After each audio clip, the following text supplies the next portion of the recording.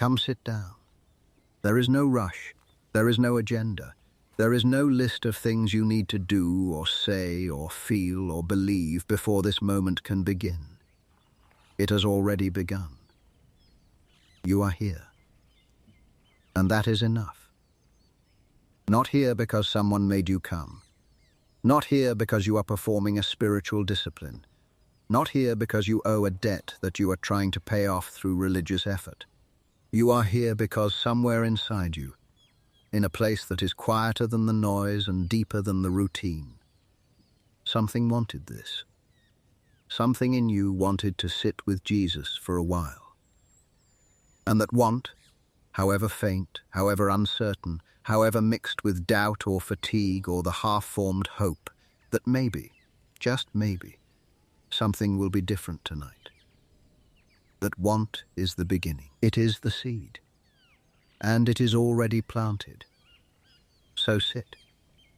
Not at attention. Not like a student in a classroom waiting for the lecture to start. Sit the way you sit with someone you trust in a room where you do not have to perform. Sit the way you sit at the end of a long day when the shoes come off and the pretense drops and the real you, the one that has been hiding behind the functional you all day, finally surfaces. Sit like that. Because the one you are sitting with tonight already knows the real you. He has always known. And he has never once preferred the performance. Maybe you are sitting on a couch with the lights low. Maybe you are lying in bed with the covers pulled up. Maybe you are in a car in a parking lot, needing a few minutes before you go inside. Maybe you are on a park bench, or at a kitchen table, or on the floor of a room where no one else is watching. The location does not matter. The posture does not matter. What matters is the choosing. You chose to be here. You chose presence over distraction. You chose the quiet over the noise. You chose to spend time with someone rather than something. And that choosing, that deliberate turning toward Jesus rather than toward the screen or the scroll or the noise that usually fills this hour, is the seed of everything that follows. And the one you chose to sit with is not surprised by your arrival. He has been waiting. Not impatiently. The way a friend waits for another friend who said they would come by. With anticipation. With gladness. With the settled certainty that the coming was going to happen, even if the timing was uncertain. He has been waiting. And now you are here. And the waiting is over. And the sitting has begun. There is a scene in the Gospel of Luke, chapter 10, that captures exactly what this kind of sitting looks like. Jesus visits the home of two sisters, Martha and Mary. Martha immediately begins working. She starts preparing food, arranging the house, making sure everything is proper and presentable. She is doing what any good host would do. She is serving. And there is nothing wrong with serving. The world needs people who serve. But Martha is not just serving. She is drowning in it. She is so consumed by the doing that she has lost sight of the being. And the more she does, the more resentful she becomes of the one who is not doing. This is one of the great tensions of the spiritual life, the tension between producing for God and being present with God, between the kitchen and the feet, between the obligation and the invitation. Martha was not wrong to want to serve. She was wrong to believe that the serving was more important than the sitting. And the tragedy of her evening was that Jesus was in the next room, speaking words that would change history, and she was missing it because the dishes had not been done. Mary is sitting at the feet of Jesus, listening to what he is saying. She has made a choice that the world would call irresponsible, unproductive, even lazy. She has put down the tasks. She has stepped away from the expectations. She has left the kitchen. left the preparations, left the doing, and she has simply sat down at his feet, in his presence, listening, not to a podcast, not to background noise, to Jesus himself, speaking, teaching, being present in her home in a way that will never happen again. Martha comes to Jesus, frustrated and exhausted. Lord, don't you care that my sister has left me to do the work by myself? Tell her to help me. The question is raw.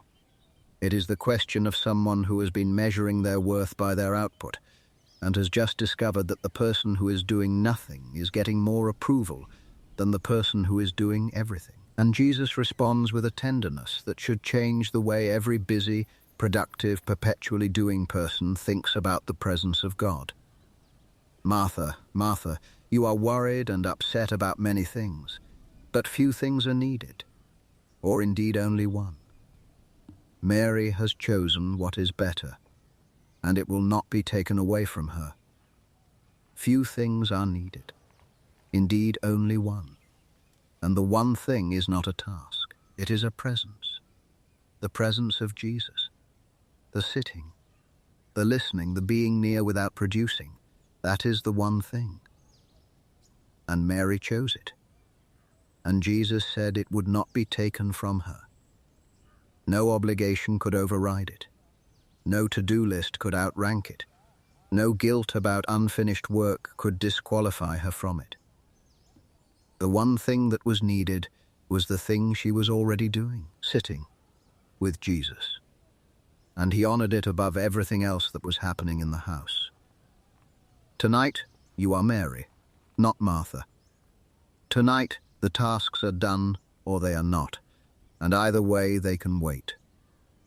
Tonight, the one thing that is needed is the thing you are doing right now. Sitting with Jesus, in his presence, not to earn something, not to achieve something, not to check a box on a spiritual to-do list, to be near. That is all. And it is the best thing. And it will not be taken from you. There is a quality to unhurried time that the modern world has almost completely lost. Everything is fast. Everything is optimized. Every moment is measured by what it produces. Even rest has been commodified, turned into a strategy for increased productivity. Sleep is for recovery. Vacation is for recharging. Meditation is for reducing cortisol. Everything serves something else. Nothing is allowed to simply be. But sitting with Jesus is not a strategy. It is not a means to an end. It is the end. The sitting itself is the point. The presence itself is the gift. You do not sit with Jesus in order to get something from him, the way you sit in a doctor's office to get a diagnosis. You sit with Jesus because the sitting with him is the thing your soul was designed for. It is the original purpose. Before the fall, before the noise, before the world became a machine that demands constant output, there was a garden. And in the garden, God walked with human beings in the cool of the day. Not to deliver instructions, not to evaluate performance, to be with them. And the being with was the point. Tonight, you are back in the garden, not literally, but in spirit. The noise has stopped. The day has ended. The cool of the evening has settled, and the one who walked with Adam and Eve in the garden is walking with you now. In the quiet, in the dark, in the space between the end of the day and the beginning of sleep. He is here. And he is not in a hurry. He does not have somewhere more important to be. He is not checking his watch. He is not glancing at the door. He is sitting with you the way he sat with Mary. Unhurried, present, glad to be here. And the difference between sitting with Jesus and doing things for Jesus is the difference between relationship and religion. Religion says produce. Relationship says be present. Religion says earn. Relationship says receive. Religion says perform. Relationship says rest. And the one who is sitting with you tonight did not come to establish a religion. He came to restore a relationship. The relationship between God and the people he made. The relationship that was broken in the garden and repaired on the cross. And the sitting, the quiet, unhurried, no agenda sitting, is what the repaired relationship feels like. There is a warmth to the sitting that no other spiritual practice can replicate. Reading the Bible has its own gift. Prayer has its own gift. Worship has its own gift. But the sitting, the simple, deliberate, unhurried being in the presence of Jesus with no particular activity attached, has a warmth that transcends all of them. Because the sitting is the thing underneath the others. The sitting is the relationship that the reading and the praying and the worshipping are built on. Without the sitting, the others become obligations. With the sitting, the others become overflow. The difference between duty and delight is the sitting.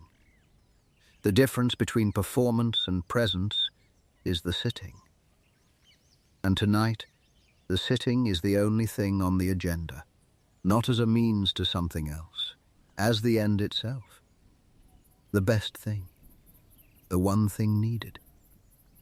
And the evening is kind to the sitting. The morning has its distractions. The afternoon has its demands. But the evening, with its fading light and its lengthening shadows and its quiet invitation to slow down, is designed for the sitting. The evening is the natural habitat of companionship. It is the time when the work is done and the people you love are near and the pace is gentle and the words come slowly and the silence between the words is not awkward but full. That is what the evening with Jesus feels like. Not a meeting, a companionship, not a consultation, a friendship, not a service, a sitting. And the sitting is the gift. So stay, as long as you want. There is no clock on this. There is no minimum requirement and no maximum limit. Stay for a few minutes or stay for hours. The door is open. The chair is waiting. And the one sitting across from you has nowhere else to be. Because for him, being with you is not an interruption. It is the thing he came for. And the Gospels reveal something about Jesus that the religious leaders of his day found scandalous. He ate with people. Not just the right people, the wrong people. The ones that polite society had decided were not fit for the table. And the eating was not incidental. It was central. Because in the ancient world, sharing a meal was sharing yourself. A meal was not just food consumed in proximity. It was communion. It was acceptance. It was the statement, made without words, I consider you worth my time, my attention, and my companionship. In the Gospel of Matthew, chapter 9, Jesus is reclining at the table in the house of a tax collector named Matthew, who would later become one of his disciples. And the guests are not the kind of people the Pharisees would have approved of. The text says, while Jesus was having dinner at Matthew's house, many tax collectors and sinners came and ate with him and his disciples. Tax collectors and sinners. These were the social outcasts, the morally suspect, the ones who had been excluded from respectable religious gatherings because their reputations preceded them. And Jesus was not just tolerating their presence. He was eating with them, sharing bread, sharing wine, sharing the most intimate social act available in that culture. The Pharisees, watching from the doorway, asked the disciples, why does your teacher eat with tax collectors and sinners? It was an accusation disguised as a question. A proper rabbi would never lower himself to share a table with people like that. And Jesus heard the question and answered it with a sentence that defines the entire purpose of his ministry. It is not the healthy who need a doctor, but the sick. I have not come to call the righteous, but sinners. He came for the sick. He came for the sinners. He came for the ones who were excluded from every other table in town. And he demonstrated his welcome not with a speech, but with a meal. Sit down. Eat with me. You are welcome here. Not when you clean up. Not after you have proven your worthiness. Now, as you are, with the reputation you have, with the past you carry, with the things you have done that everyone else holds against you. Sit down. This table has room for you. If you have ever felt like you do not belong at the table, if the voices in your head have told you that people like you do not deserve to sit with someone like Jesus, the meals of the Gospels say otherwise. Jesus specifically, deliberately, scandalously chose to eat with the people who had been turned away from every other door. And the sitting with them was the message. You are not excluded. You are invited. Pull up a chair. The bread is being broken. And it is being broken for you. And the most significant meal in all of Scripture, the Last Supper, is the culmination of everything the table represented in the life of Jesus. On the night before he was crucified, Jesus gathered his 12 closest friends in an upper room. He knew what was coming. He knew that one of them would betray him, that another would deny him, that all of them would scatter. And he chose to spend his final hours of freedom not in prayer alone, not in preparation for the trial, not in strategic planning for the survival of his movement. He chose to eat with his friends around a table. The Gospel of John, chapter 13, gives us the details. Jesus got up from the table, laid aside his outer garments, wrapped a towel around his waist, and began to wash the feet of the disciples. The lowest act of service, performed by the highest authority in the universe, for the people who would fail him within hours. He washed the feet of Peter, who would deny him. He washed the feet of Judas, who had already sold him. He washed the feet of every man in the room, knowing that none of them deserved it, and that all of them would need the mercy behind it. And then he sat back down. He took bread. He gave thanks. He broke it. And he said, "This is my body, given for you. Do this in remembrance of me." He took the cup. He gave thanks.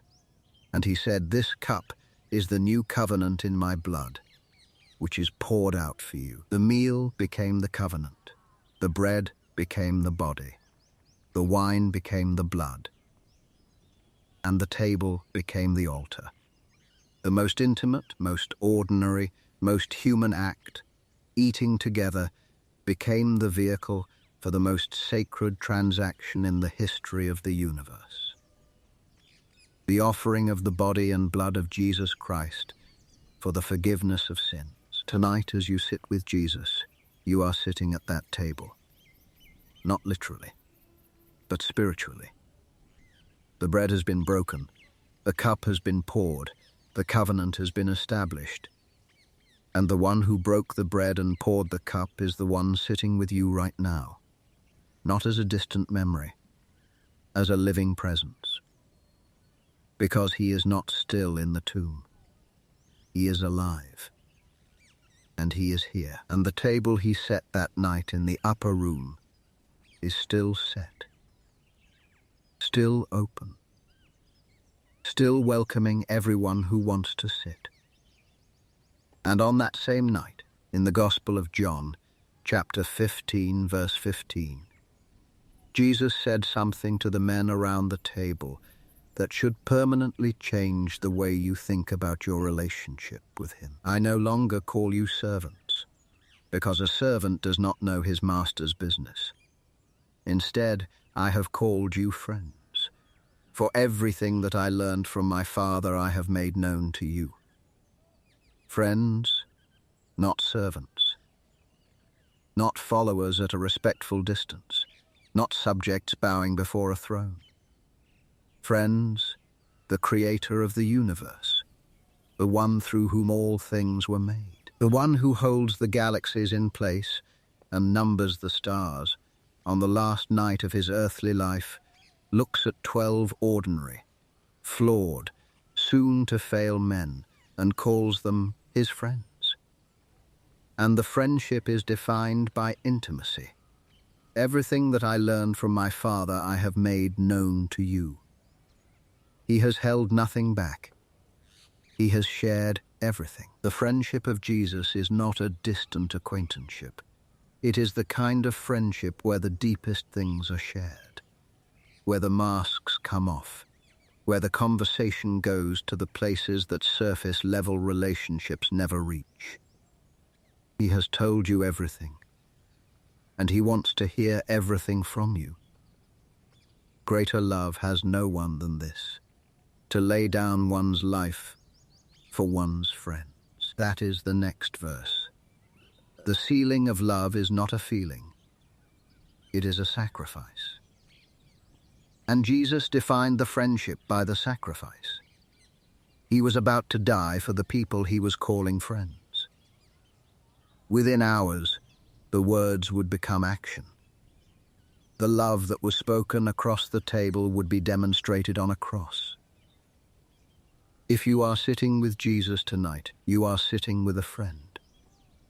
Not a judge, not an evaluator, not someone who is keeping score. A friend. A friend who knows everything about you and chose you anyway.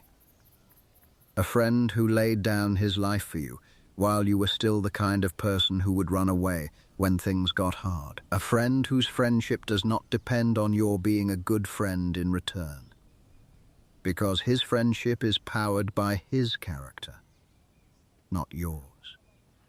And the friendship continued after the resurrection.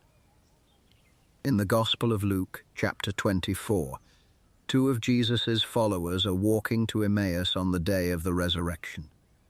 They do not know Jesus has risen. They are grieving.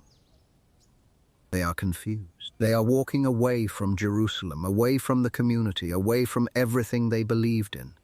And a stranger falls into step beside them. It is Jesus. But they do not recognize him. He walks with them. He asks what they are talking about. They tell him their grief, their shattered hope, their confusion. And he walks with them through all of it. He teaches them. He opens the scriptures. He explains what they could not understand on their own, at their pace, in their sorrow, without rushing. When they reach Emmaus, he acts as though he will continue walking, but they urge him to stay. Stay with us, for it is nearly evening, the day is almost over. And he goes in. He sits at their table. He takes bread. He gives thanks. He breaks it.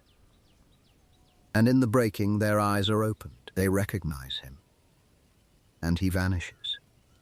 They look at each other and say, "Were not our hearts burning within us while he talked with us on the road and opened the scriptures to us?" Their hearts were burning. They did not know it was Jesus, but their hearts knew. Something inside them responded to his presence even before their minds caught up. That is what sitting with Jesus feels like. Not always a dramatic revelation, sometimes a burning, a warmth, a quiet sense that the presence in the room is more than just your own thoughts and the ambient noise, a settling in the chest, a peace that does not have an obvious source. That is Jesus, at the table, breaking bread. And the recognition may not come with a flash. It may come slowly, in the burning, in the warming, in the gradual realization that the one you are sitting with has been here all along. And on a beach in Galilee, after the resurrection, the friendship of Jesus found its most tender expression. In the Gospel of John, chapter 21, some of the disciples have gone fishing. They fish all night and catch nothing. At dawn, a figure appears on the shore. "Friends, haven't you any fish?" he calls out. They say no. He tells them to cast their net on the right side of the boat. They do, and the catch is so enormous they can barely haul it in. John recognizes him first. It is the Lord. And Peter jumps into the water and swims to shore. When they all gather on the beach, Jesus has already built a fire. He is cooking breakfast. Fish and bread on a charcoal fire. The one who rose from the dead, the one who conquered sin and death and the grave, is standing on a beach at dawn, cooking breakfast for his friends. That is what sitting with Jesus looks like after the resurrection. It looks like a fire on the beach. It looks like bread and fish. It looks like the most ordinary, most intimate, most unhurried act of friendship imaginable. No pomp, no spectacle, no crowd. Just Jesus and a few friends eating breakfast at dawn while the fire crackles and the waves lap the shore. And it was over that breakfast, by that fire, that Jesus restored Peter. 3 questions. Do you love me? 3 answers. Yes, Lord. 3 commissions. Feed my lambs. Take care of my sheep. Feed my sheep. The worst failure of Peter's life was addressed not in a courtroom but over a meal. Not with a verdict but with a question. Not with condemnation but with a commission. Sitting with Jesus. Eating with Jesus.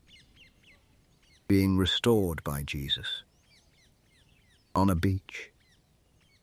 At dawn. By a fire he built himself. Tonight, the fire is built, the bread is broken, the seat is waiting. And the one who cooked breakfast for Peter on the beach is the one who is present with you right now. Not as a ghost or a memory, as a friend. As the friend who calls you by name and asks, "Do you love me?" Not to test you, to restore you, to remind you that the relationship is intact, that the friendship has not been revoked, that the table is still set, and the invitation is still open. Come sit with Jesus for a while. He has been waiting for this, and there is something about the way Jesus taught that matters for the person who is sitting with him tonight. The Gospel of Matthew, chapter 5, verse 1 says, "Now when Jesus saw the crowds, he went up on a mountainside and sat down. His disciples came to him, and he began to teach them. He sat down. He did not stand on a stage. He did not pace behind a podium. He sat on a hillside, in the open air, with the grass beneath him and the sky above him and the people gathered around him in a loose, informal circle. And from that seated position, he delivered the most important sermon in human history. The Sermon on the Mount, the charter of the kingdom of God. The words that have shaped more lives, more movements, more civilizations than any other collection of sentences ever spoken. He sat down to teach. That detail is important, because it tells you what kind of teaching this was. A rabbi who sat down was settling in for a while. He was not giving a quick address. He was creating space. He was saying, by his posture, "I am here. I am not going anywhere. Let us sit together, and I will share what the Father has given me to share." At a pace that allows the words to sink in a setting that allows the heart to open. Tonight you are sitting on that hillside, not literally, but in spirit. The teacher has sat down. The words are about to come. And the words are not a lecture. They are a conversation between a rabbi and the people who have chosen to be near him. You have chosen to be near him tonight. So the words are for you. Blessed are the poor in spirit, for theirs is the kingdom of heaven. Let that settle. Not quickly. Slowly, the way a stone settles in a pond. It touches the surface, breaks through, sinks gently, and comes to rest at the bottom. Let the word blessed sink to the bottom of your consciousness tonight. You are blessed. Not because of what you have accomplished, not because of how together your life is, not because of your spiritual resume. Blessed because you are poor in spirit. Blessed because the emptiness inside you is the very thing the kingdom rushes to fill. The kingdom belongs to the empty. That is the starting point of everything Jesus taught. And it is the starting point of your time with him tonight. Blessed are those who mourn, for they will be comforted. If you brought grief into this evening, if the mourning has been your companion for longer than you want to admit, the comfort is not a distant promise. It is a present presence. The one sitting with you tonight is the one who wept at the tomb of his friend Lazarus. He knows mourning from the inside. And the comfort he offers is not a platitude spoken from the other side of a chasm. It is the warm, near, I am right here presence of someone who has shared the tears. Blessed are the meek, for they will inherit the earth. The meek, the ones who have stopped fighting for their place. The ones who are too tired to compete and too honest to pretend. The ones who sit down because standing up and making a scene feels like more than they can manage. The meek, and the earth belongs to them. All of it. Not by conquest, by gift, from the one who made it, and gives it freely to the ones who do not demand it. Blessed are those who hunger and thirst for righteousness, for they will be filled. If you are here tonight because something inside you is hungry, and you cannot name what it is hungry for, Jesus names it. Righteousness, not the stiff, rule-following, moral perfection kind. The real kind. The deep, soul-satisfying, everything is as it should be kind. The kind that only exists in the presence of God. And the filling is promised.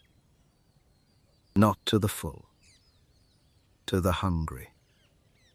The hunger itself qualifies you for the meal. Blessed are the merciful, for they will be shown mercy. If you have been generous with grace today, if you chose forgiveness over resentment, if you let someone off the hook when you had every right to keep them on it, mercy is coming back to you. Not as a transaction, as a current. Mercy flows in circles. It goes out and it comes back. And tonight, as you sit with Jesus, the mercy you extended is returning to you in the form of his presence. Warm, near, unconditional, blessed are the pure in heart, for they will see God. If your motives tonight are clean, if the reason you are here is not performance but longing, if the thing that brought you to this moment is not guilt but desire, you will see God. Not with your eyes, with your heart. In the quiet, in the dark, in the space between the words. The pure in heart see what the cluttered in heart miss. And tonight, with the clutter set aside and the agenda removed, your heart is as pure as it has been in a long time. So look, he is here. Blessed are the peacemakers, for they will be called children of God. If you have been the one who absorbs the conflict, who softens the room, who steps into tension to de-escalate rather than to win, you carry the family resemblance of God. You are his child. And tonight, the child is sitting with the Father. not in formality, in warmth, in closeness, in the easy, unhurried nearness that defines what family is supposed to feel like. Blessed are those who are persecuted because of righteousness, for theirs is the kingdom of heaven. If faithfulness has cost you something, if doing the right thing has made your life harder, the kingdom is yours. The same kingdom that belongs to the poor in spirit. The first and the last Beatitudes carry the same promise. The kingdom. For the broken and the brave, for the empty and the enduring, for you. Tonight, let the blessings rest on you now, layer by layer, word by word, like the evening light settling over a landscape. Not demanding, not dramatic, just settling, gently, completely, until every surface is covered. And later in the same sermon, sitting on the same hillside, Jesus spoke words about worry that belong to the evening, not as a rebuke, as a releasing. Therefore I tell you, do not worry about your life, what you will eat or drink, or about your body, what you will wear. Is not life more than food, and the body more than clothes? The evening is not the time for worry. The day's decisions have been made. The day's tasks have been completed or left for tomorrow. And the worry, which may have been productive at 9 in the morning, is simply weight at 9 in the evening. Weight that produces nothing. Weight that steals the very peace that the evening is designed to provide. Look at the birds of the air. They do not sow or reap or store away in barns, and yet your heavenly Father feeds them. Are you not much more valuable than they? The birds are settling into their nests right now. They are not reviewing the day's failures. They are not planning tomorrow's strategy. They are tucking their heads under their wings and resting in the provision of a Father they do not even know they have. And you are more valuable than they are. More known, more watched over, more deeply loved. If the birds can rest without worry, so can you. See how the flowers of the field grow. They do not labor or spin. Yet I tell you that not even Solomon in all his splendor was dressed like one of these. The flowers are beautiful tonight, even in the dark, even when no one is watching. The beauty of the flower is not a performance. It is an expression of the gardener's care. And the same gardener who tends the flowers tends you with the same attention, the same love, the same unhurried, unforced, naturally flowing provision that makes lilies more beautiful than kings. So do not worry, saying, "What shall we eat? Or what shall we drink? Or what shall we wear?" For the pagans run after all these things, and your heavenly Father knows that you need them. But seek first his kingdom and his righteousness, and all these things will be given to you as well. Seek first. Tonight, you are seeking first. By sitting, by listening, by being present. The seeking is not a striving, it is a settling, a turning toward, a choosing to face the one who provides rather than the things that are provided. And the promise is that everything else follows, not because you ignored the needs, because you prioritized the one who meets them. Therefore, do not worry about tomorrow, for tomorrow will worry about itself. Each day has enough trouble of its own. Tomorrow can wait. Tonight is for sitting. Tonight is for presence. Tonight is for the one thing that is needed. Tomorrow will bring its own concerns. But those concerns belong to tomorrow. And tonight belongs to this. To you.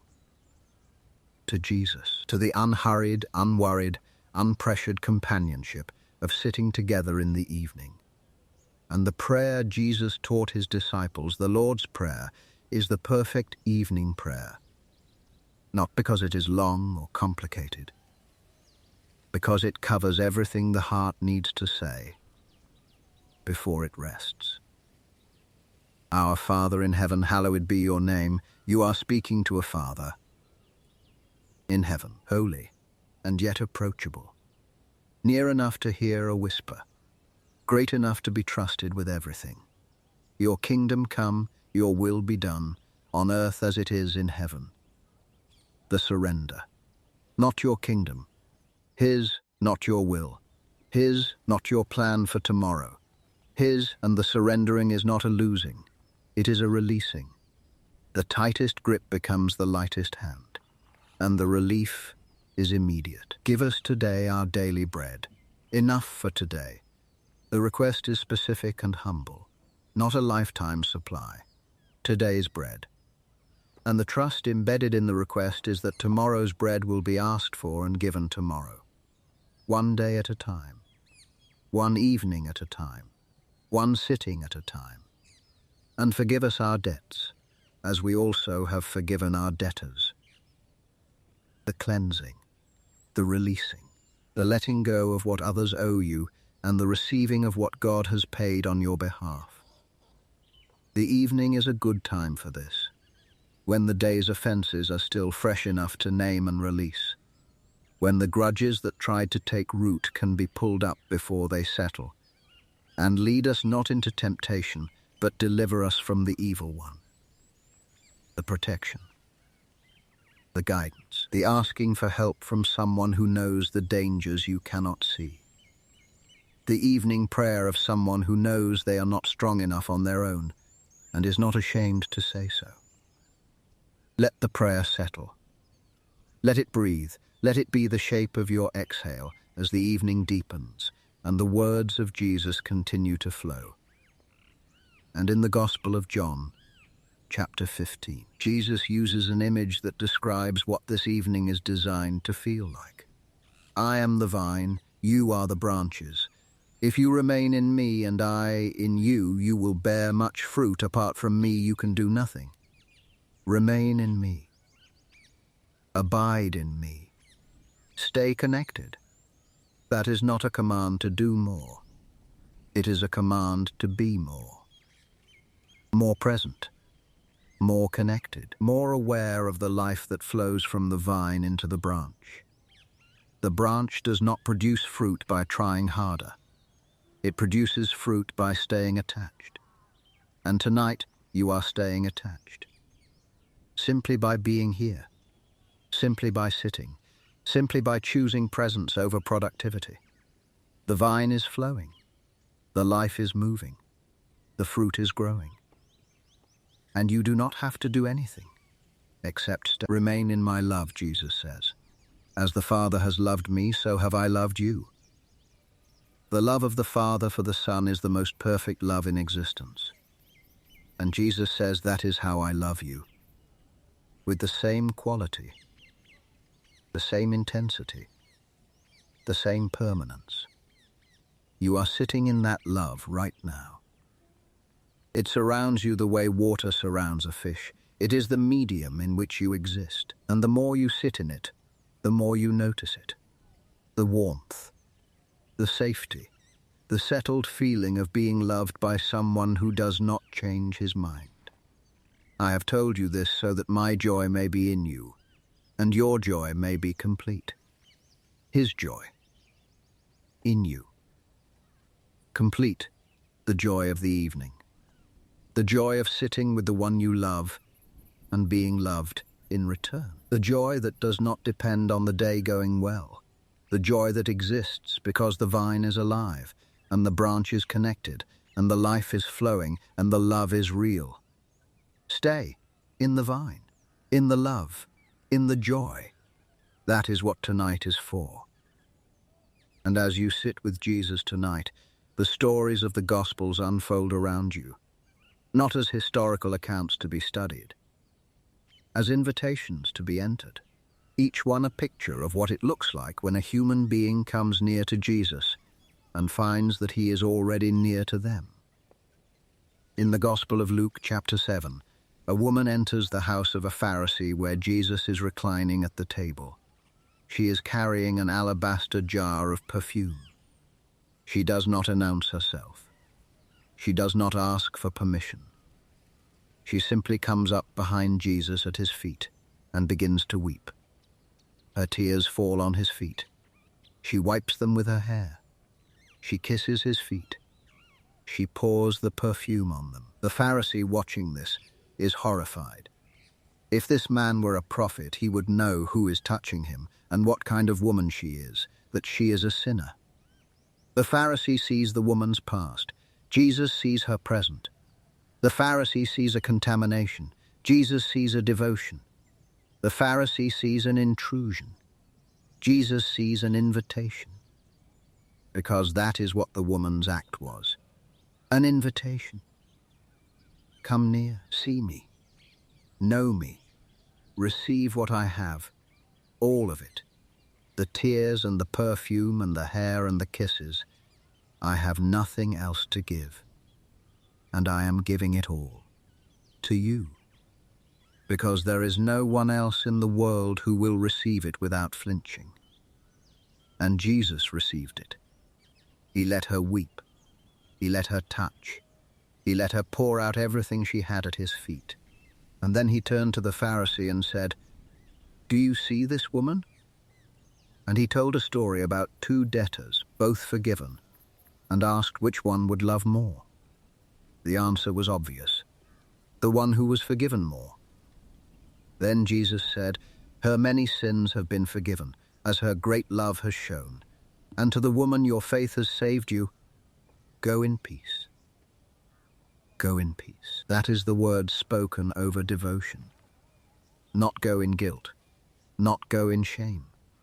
Peace, the peace of someone who has poured everything out and found that the one she poured it out to did not turn away.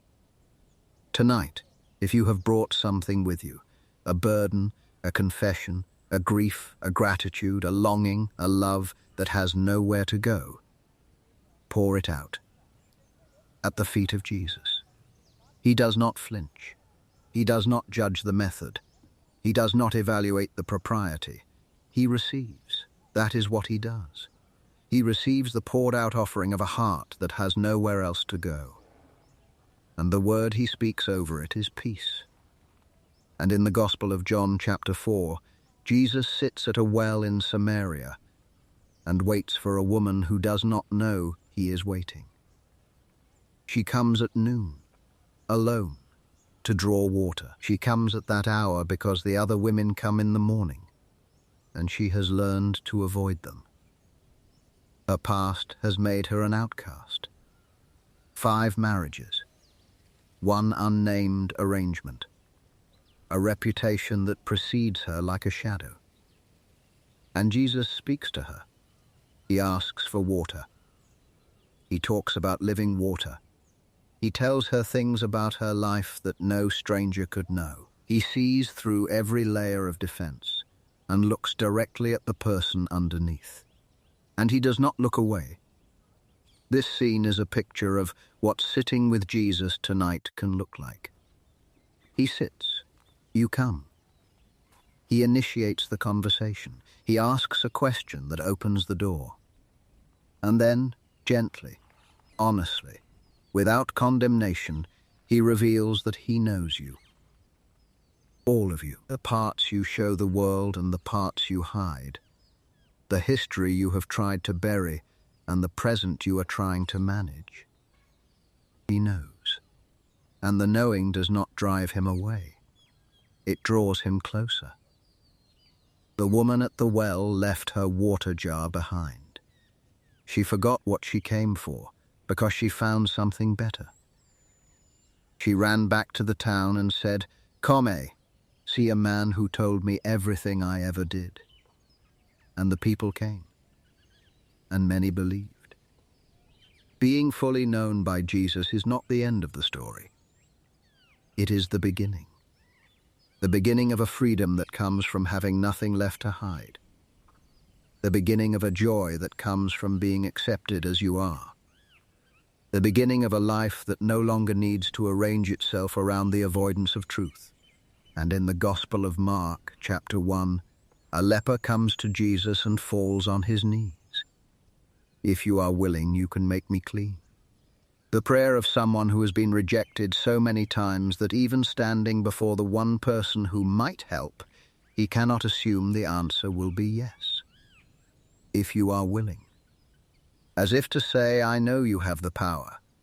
I am not sure I have the right to ask. And Jesus, filled with compassion, reached out his hand and touched him. Before the healing, while the disease was still on his skin, while the uncleanness was still present, Jesus touched the man who had not been touched in years. Tonight, in the quiet, in the sitting, that touch is available. Not physical, but real. The compassion of Jesus reaching across the distance between you and him, however small or large that distance feels, and touching the place that you think makes you untouchable. The wound, the shame, the condition that has kept you outside the camp. Jesus reaches for it. He puts his hand on it, and he says, I am willing. Be clean. The sitting with Jesus is not a spectator sport. It is not watching from a distance while he does things for other people. It is being near enough to be touched. Near enough for his compassion to reach the specific place where you are hurting. Near enough for his voice to address the specific lie you have been believing. Near enough for his presence to change the temperature of the room you are in. And in the Gospel of Luke, chapter 15, Jesus tells the story of a shepherd who has 100 sheep and loses one. He leaves the 99 and goes after the one. He searches until he finds it. And when he finds it, he puts it on his shoulders and carries it home. And he calls his friends and neighbors together and says, Rejoice with me, I have found my lost sheep. If you have been wandering, if the sitting tonight feels like the first time you have been still in a long time, the shepherd has found you. Not because you navigated your way back, because he came looking. He left the 99 and came after you. And now that you are here, sitting, present, within reach, he is not going to let go. He is putting you on his shoulders. He is carrying you.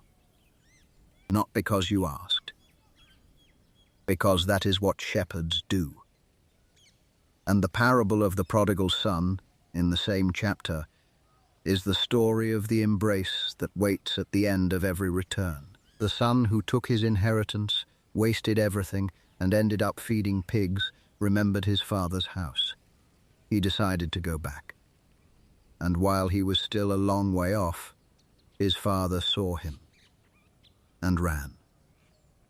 The Father's embrace is the embrace you are sitting in right now.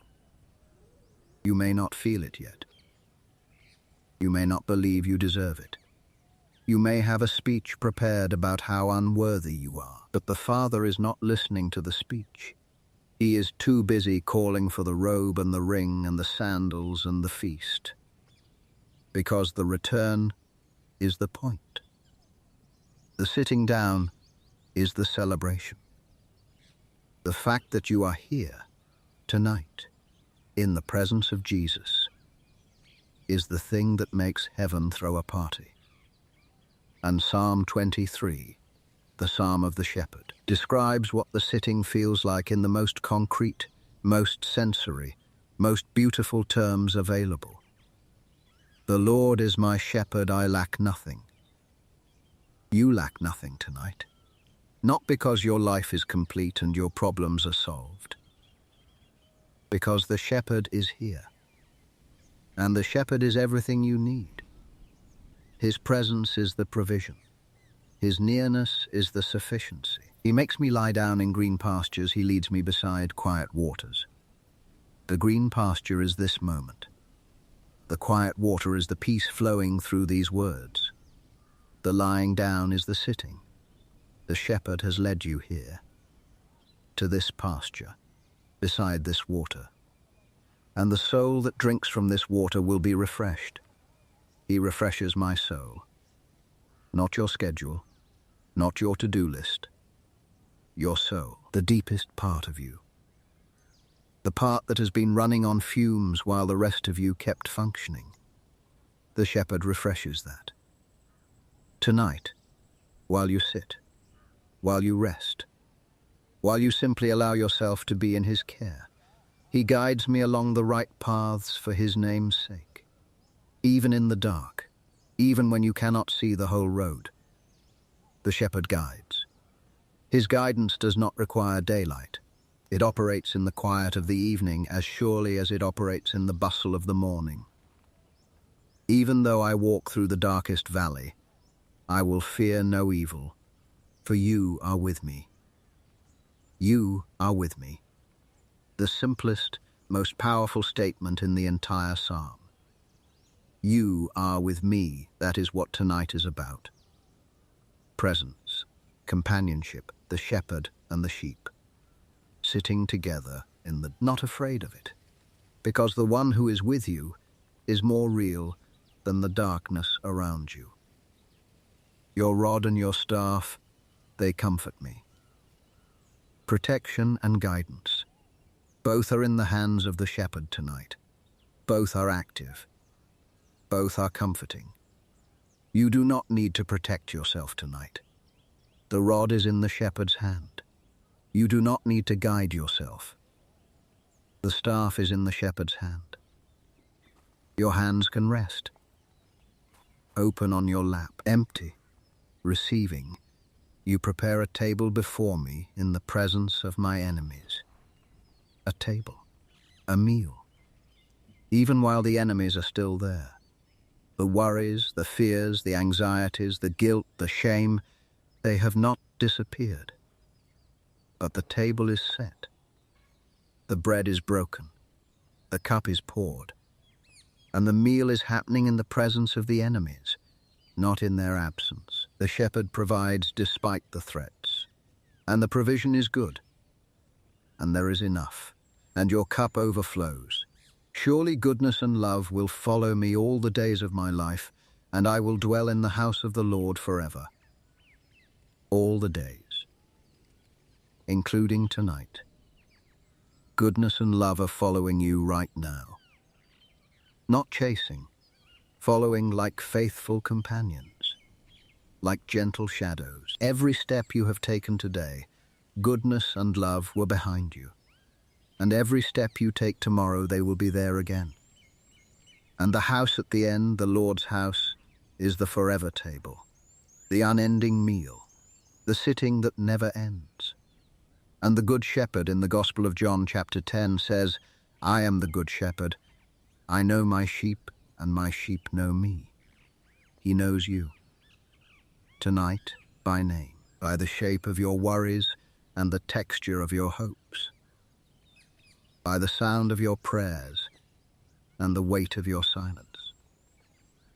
He knows you the way a shepherd knows the one sheep that tends to wander and always goes looking before the wandering begins. I give them eternal life, and they shall never perish. No one will snatch them out of my hand.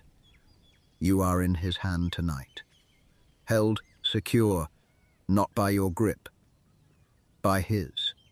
And his grip does not loosen when the evening deepens and your consciousness fades and the sitting turns to sleeping. His hand holds through the night, through the unconscious hours, through the dreams, through the dark. Nothing snatches what he holds. Nothing. Sit in that truth for a moment. You are held. You are known. You are loved. You are in the care of the Good Shepherd who does not sleep. And the sitting with him tonight is the most natural, most fitting, most deeply right thing you could be doing. Because this is what you were made for.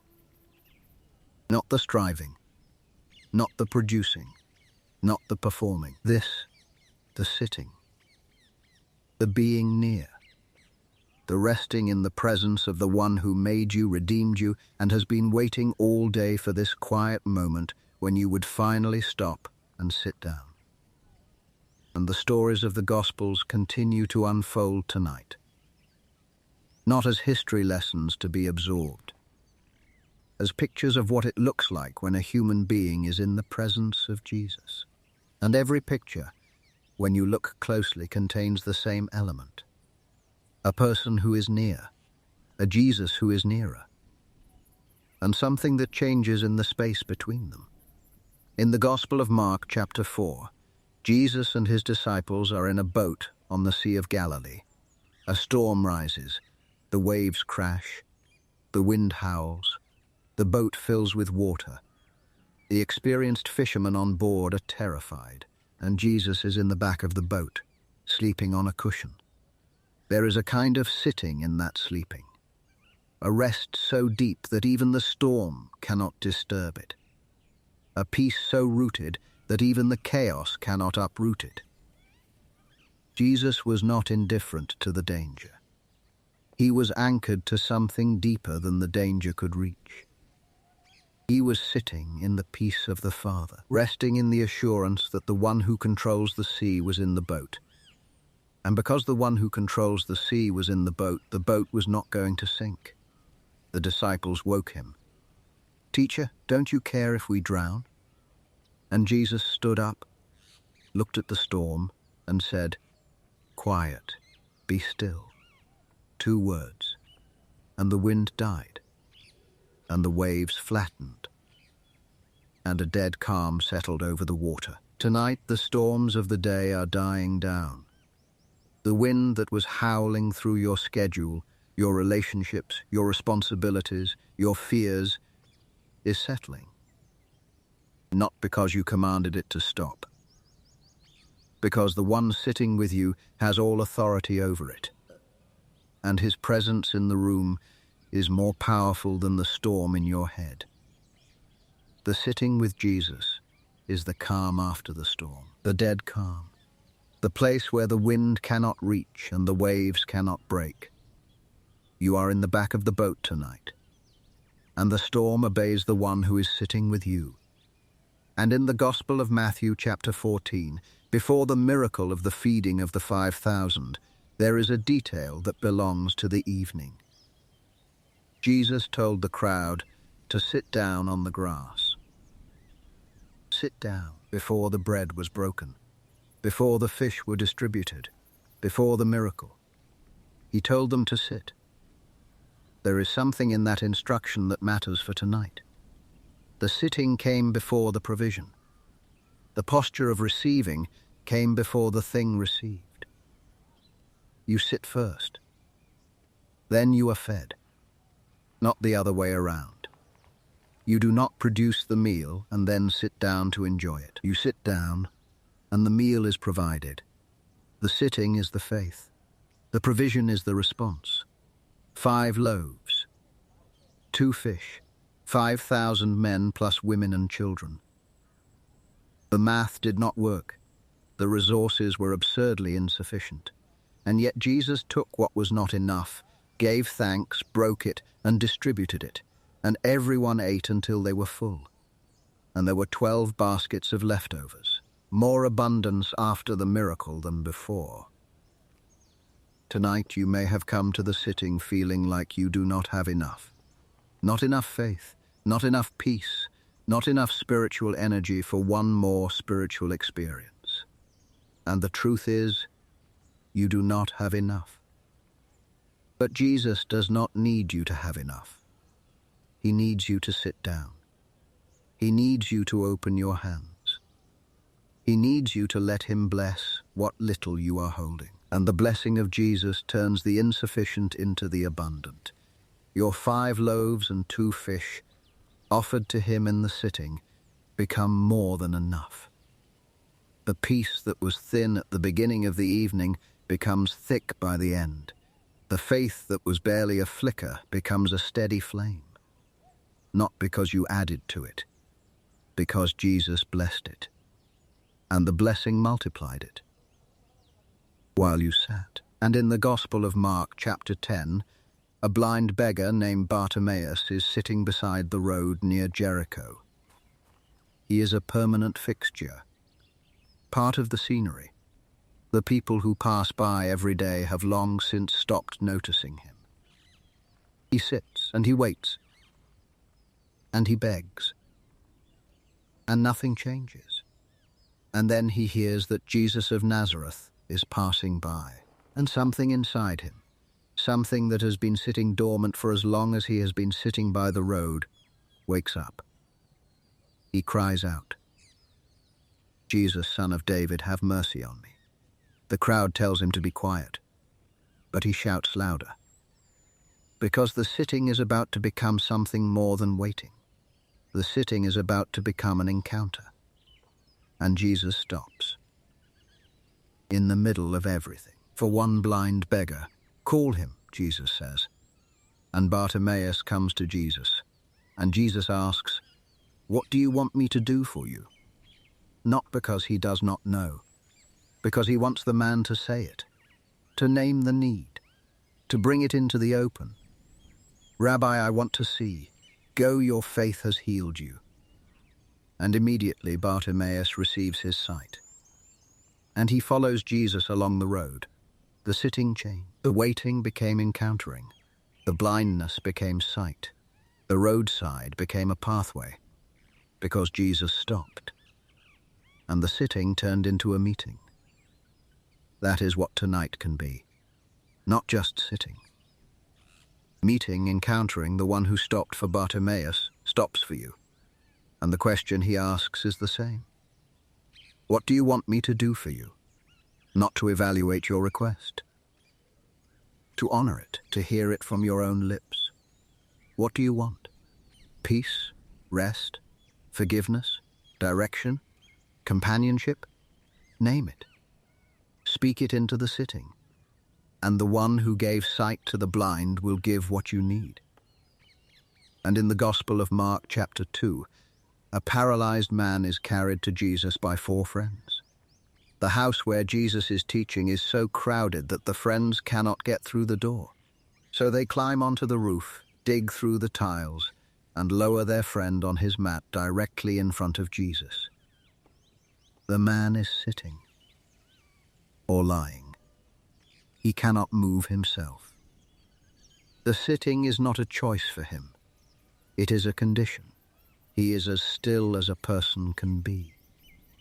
And yet, in that stillness, the most powerful encounter of his life occurs. Jesus sees the faith of the friends and says, "Son, your sins are forgiven." And then, get up, take your mat, and walk. The man who was sitting in paralysis stood up in freedom.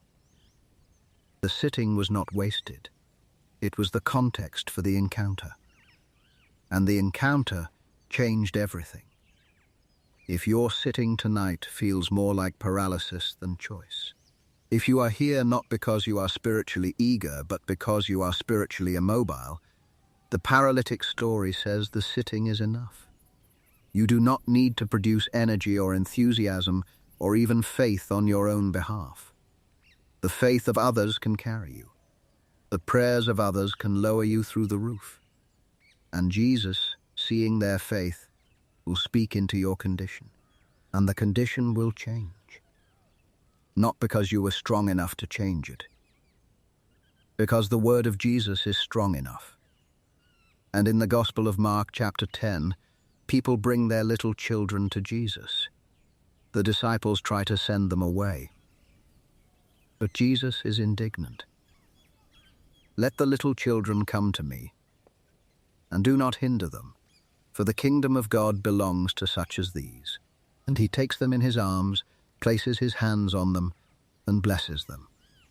The children did not sit at his feet the way Mary did. They sat in his lap. They climbed onto his knees. They put their small arms around his neck. They did what children do with someone they trust. They got as close as possible. Tonight, the sitting can be that kind of sitting. Not the respectful, arms folded, 2 chairs apart kind of sitting. The close kind. A climbing into the lap kind. The getting as near as possible kind. The kind where you stop maintaining the distance and let yourself be held. Because the kingdom belongs to the ones who come like this, not with dignity intact, with trust, with the unself-conscious closeness of a child who does not know how to hold back. And in the Gospel of John, chapter 8, a woman is dragged before Jesus. She has been caught in the act of adultery. The religious leaders throw her on the ground at his feet, stones in their hands, condemnation in their mouths. And Jesus bends down. He writes in the dust. She is sitting in the dust, in the most exposed, most vulnerable, most terrifying position a human being can be in. And Jesus bends down to where she is. He does not stand above her. He gets lower. He meets her in the sitting, in the dust, in the shame. And then he clears the room. Let any one of you who is without sin be the first to throw a stone. One by one the accusers leave, until it is just Jesus and the woman. And he says, "Neither do I condemn you. Go in peace." The sitting in the dust became the sitting in grace.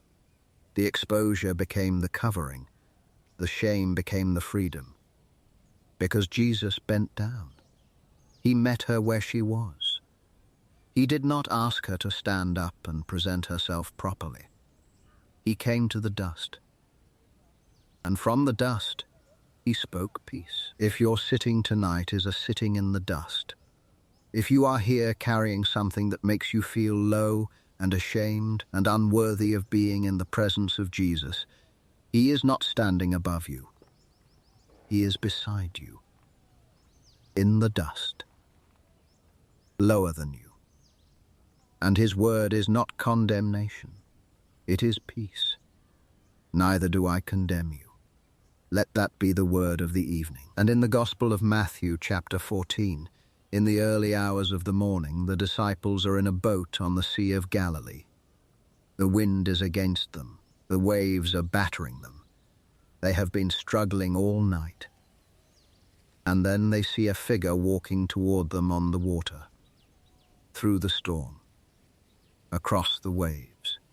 Take courage. It is I. Don't be afraid. Jesus walks on the water. He walks on top of the very thing that is threatening to sink the boat. The storm is beneath his feet. The waves are his floor.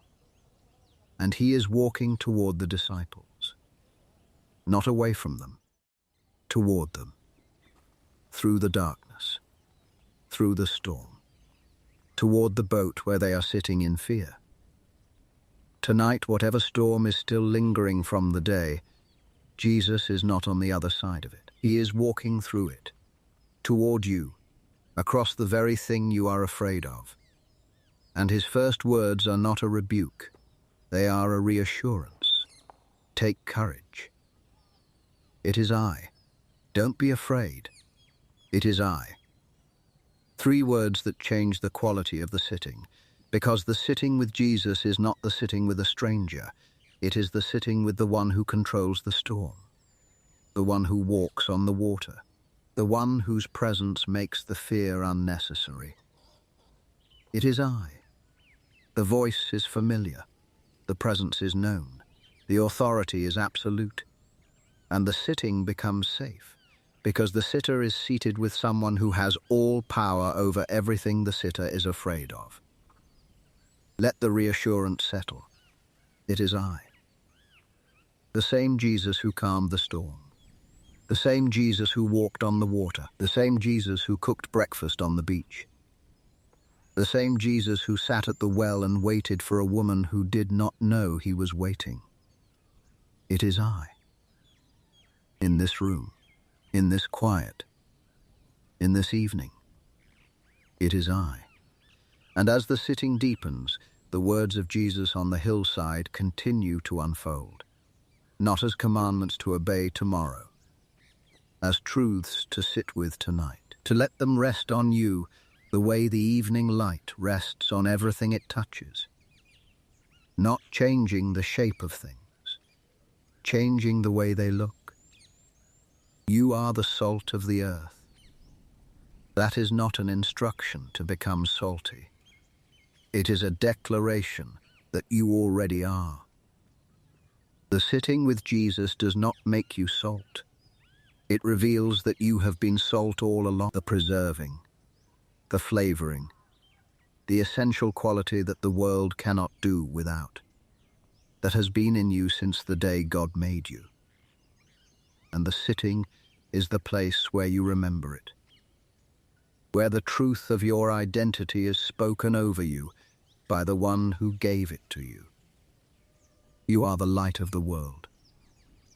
A town built on a hill cannot be hidden. The light is not something you produce by effort. It is something you carry by design. And the sitting with Jesus does not create the light.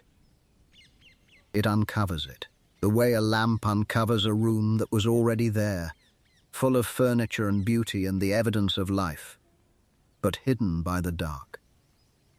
The sitting is the uncovering. The light was always there. The dark was just in the way. Let your light shine before others, that they may see your good deeds and glorify your Father in heaven. Tomorrow the light will shine in the world, but tonight the light rests. It does not need to shine at full power every hour of every day. Even the sun sets.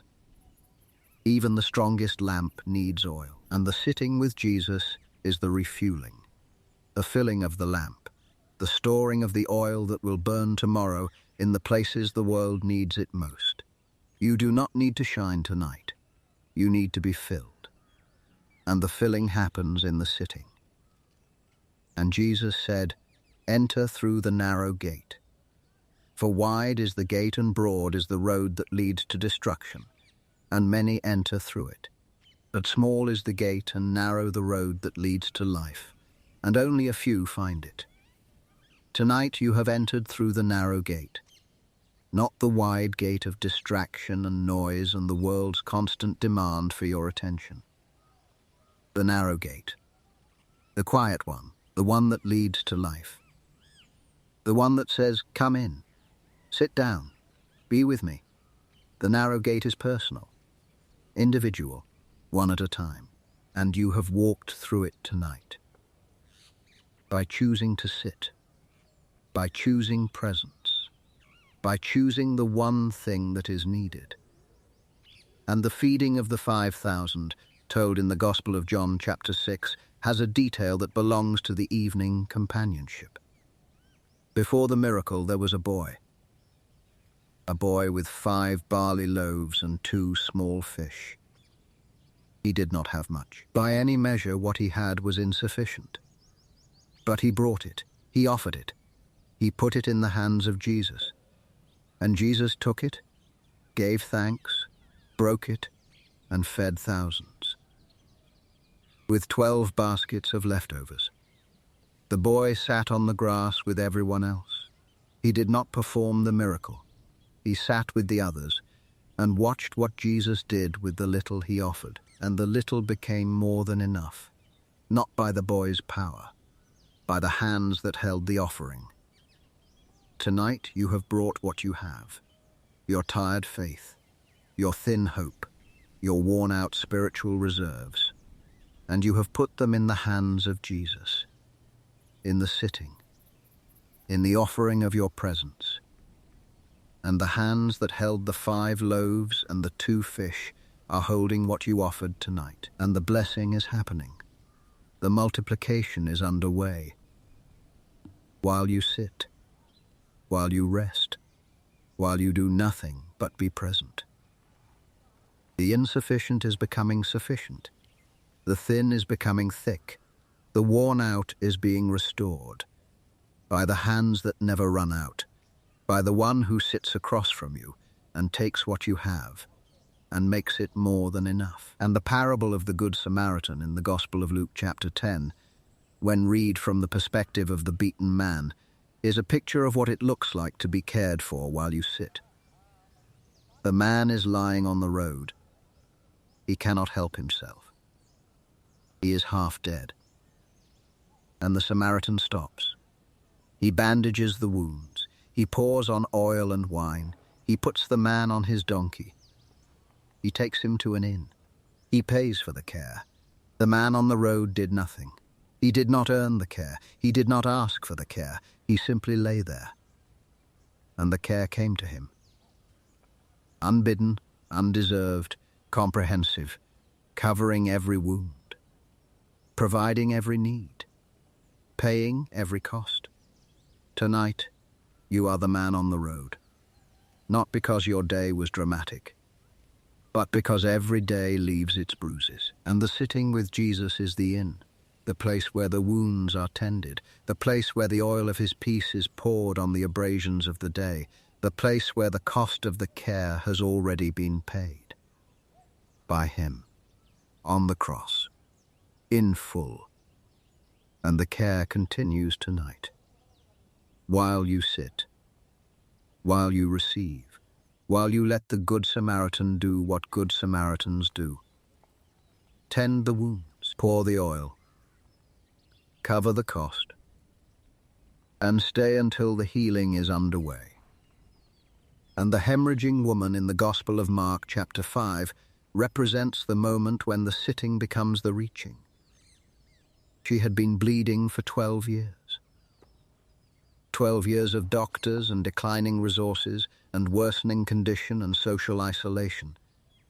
She had nothing left. And then she heard that Jesus was in the crowd, and with the last ounce of energy she possessed, she pushed through the people and touched the edge of his garment. If I just touch his clothes, I will be healed. And the bleeding stopped. Immediately, power went out from Jesus. She felt it. He felt it. And he stopped. In the middle of everything, for one desperate reach. Daughter, your faith has healed you. Go in peace and be freed from your suffering. The sitting with Jesus tonight may produce a reaching.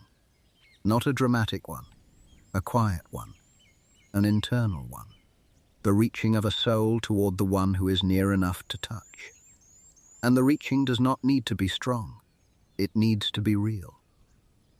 Even the weakest reach, the most exhausted, most depleted, barely managing to extend a finger reach, is enough, because the power does not come from the strength of the reach. It comes from the one being reached for. If something in you is reaching tonight, let it reach. Do not hold it back because it feels too small or too weak or too uncertain. The woman's reach was the smallest possible reach. And it was enough. Jesus stopped for it. Jesus honored it. Jesus called it faith. And he called her daughter, and he gave her peace. Your reach tonight, however small, is enough. And the one you are reaching for is close enough to touch. And the Psalms continue to provide the language for the sitting. Each one a window into what the soul experiences when it is present with God. God is our refuge and strength, an ever-present help in trouble. That is Psalm 46, verse 1. Refuge, strength, help, 3 gifts, all available tonight. And the ever-present means always, not intermittently, not when you have earned it, always, including right now, including this sitting. The help is present because God is present. And God is present because that is who he is. The ever-present one. The one who does not come and go. The one who is. Therefore we will not fear, though the earth give way and the mountains fall into the heart of the sea. That is the same Psalm, verse 2. We will not fear. Not because the threats are not real, because the refuge is more real. The earth may shake, the mountains may fall. But the God who is our refuge does not shake, does not fall, does not move. He is the fixed point in a universe of motion, and the sitting with him tonight is the sitting in the fixed point, the place where the shaking stops, the place where the stillness is not absence but presence, the presence of the immovable God. On my bed I remember you, I think of you through the watches of the night. Because you are my help, I sing in the shadow of your wings. That is Psalm 63, verses 6 and 7. On my bed in the night watches, the hours between now and dawn, the psalmist remembers God, not with effort, with love. The remembering is not a discipline, it is a response. A natural, flowing, unhurried response to the nearness of someone who has been faithful through every night and will be faithful through this one. And the singing. I sing in the shadow of your wings. A song in the dark, under the wings of the one who shelters. The singing is not a performance. It is a lullaby, sung by the soul to the God it loves. In the quiet, in the shadow, in the safety of the sitting. And Psalm 73, verse 26, says something that the sitting soul needs to hear one more time tonight. My flesh and my heart may fail, but God is the strength of my heart and my portion forever. My flesh may fail. It is failing right now. The body is tired. The eyes are heavy. The muscles are releasing the tension of the day. The flesh is doing what flesh does at the end of the day. It is winding down, giving out, surrendering to the limits that God built into it. And my heart may fail. The emotional reserves may be empty. The courage may be depleted. The faith may be thin. The heart is doing what hearts do when they have been poured out all day. It is running low. But God is the strength of my heart. When the flesh fails and the heart fails, God does not fail. He becomes the strength that the heart no longer has. He becomes the portion that the flesh can no longer provide. And the becoming is not a future event. It is a present reality. Right now, in this sitting, in this failing flesh and this failing heart, God is the strength, and the strength is sufficient, and the portion is forever. That word forever is the word for the sitting. The sitting with Jesus tonight is not a one-time event. It is a taste of forever, a preview of eternity.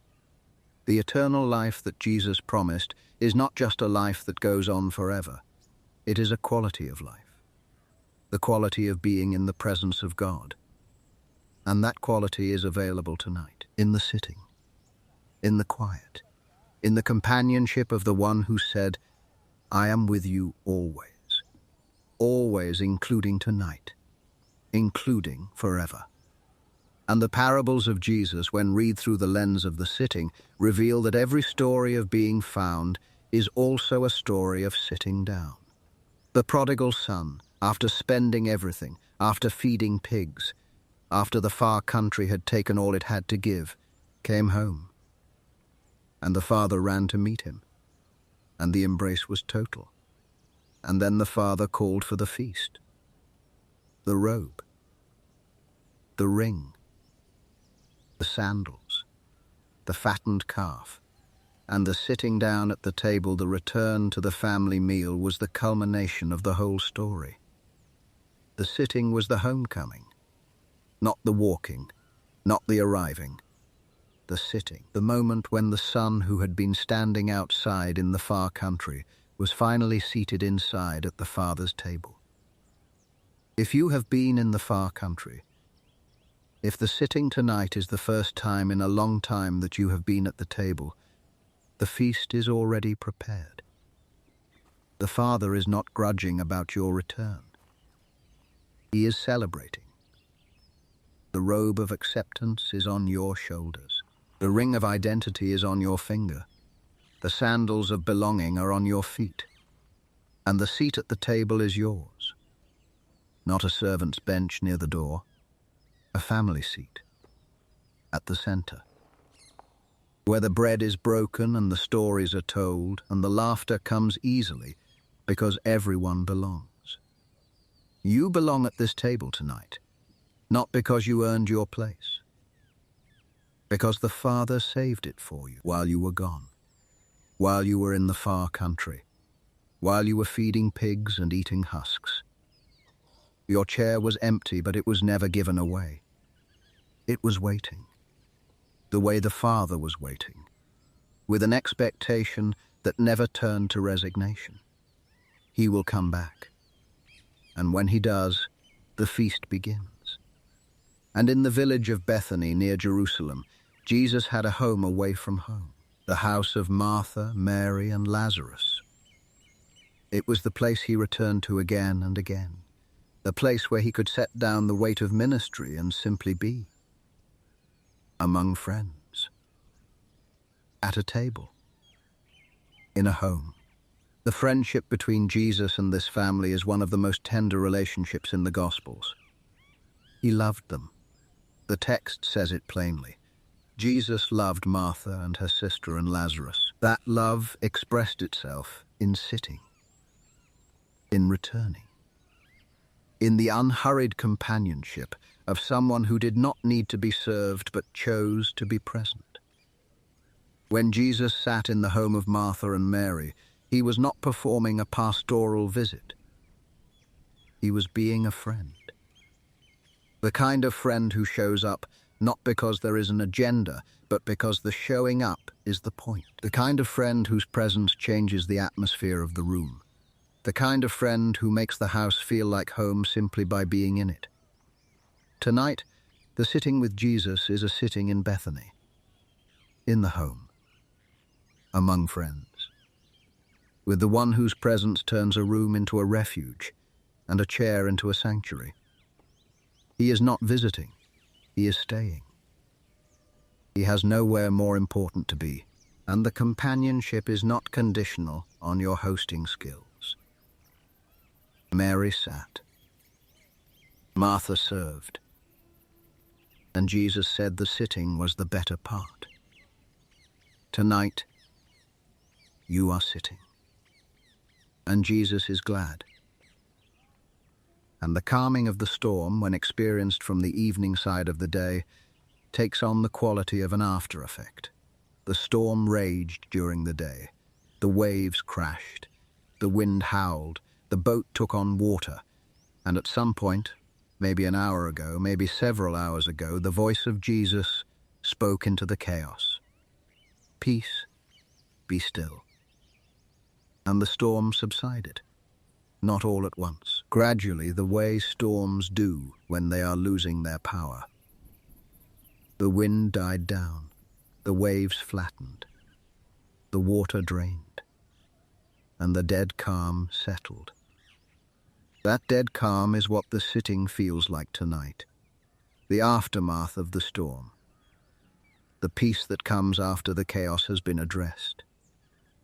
Not the peace of someone who has never been through a storm. The deeper peace of someone who has been through it and come out the other side. The peace of the boat that made it to shore. The peace of the passengers who are safe. The peace of the one who slept through the worst of it because he knew who was in charge. The sitting tonight is the sitting in the dead calm. The storm is over for today. The night is quiet. The waves are flat, and the one who calmed the storm is sitting in the back of the boat, not asleep this time, but present, awake, enjoying the calm with you. The companionship of the post-storm silence, the shared peace of two people who have been through something together and are now resting in the resolution.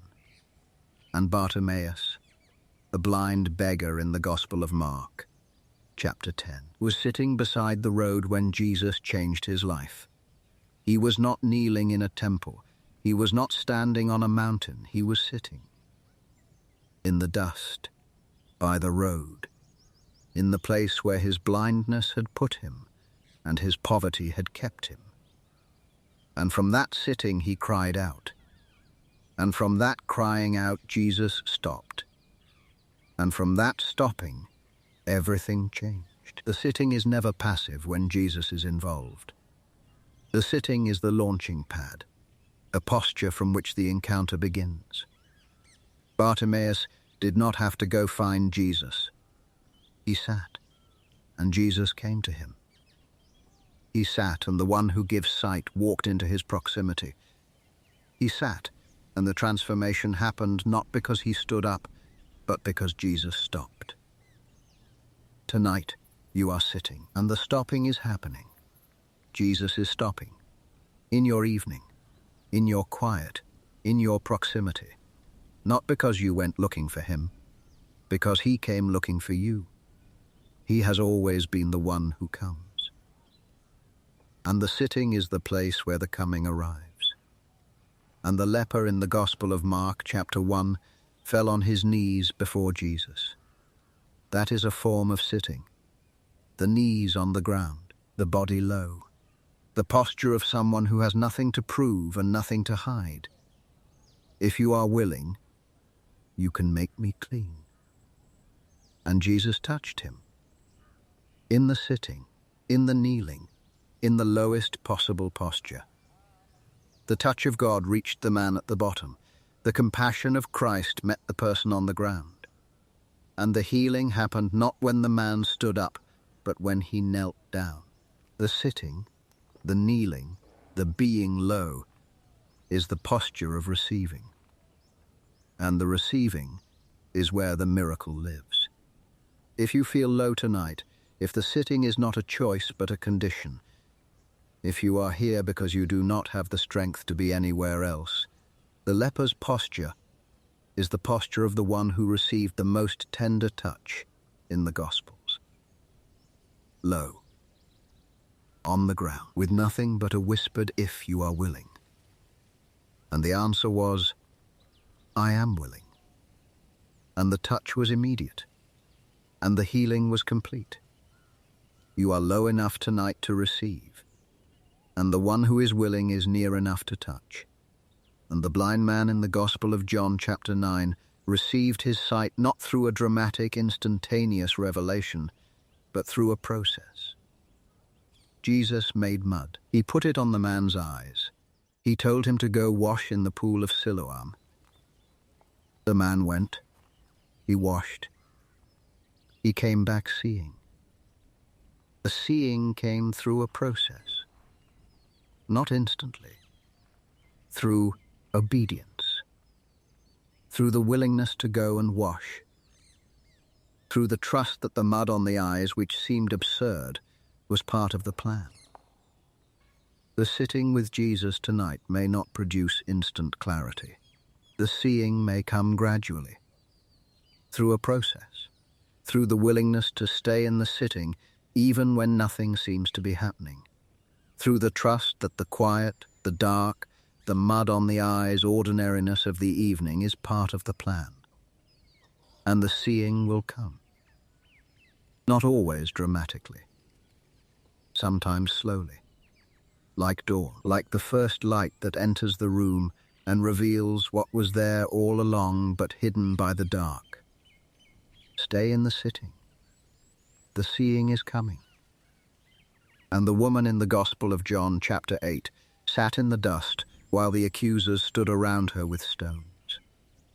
She was at the lowest point a human being can be. Exposed, condemned, surrounded by judgment. And Jesus bent down. He got lower than she was. He wrote in the dirt. He cleared the room. And he said, "Neither do I condemn you. Go in peace."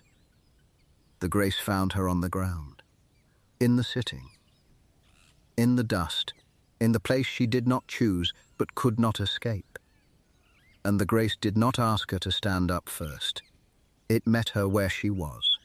It spoke over her where she was. It released her where she was. Tonight, if you are in the dust, the grace is here. Not above you, looking down, beside you, bending down. The one who wrote in the dirt is writing tonight, and the word he is writing is the same word he spoke to the woman.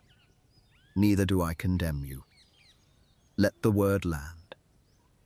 In the dust. In the low place. In the sitting that feels more like falling.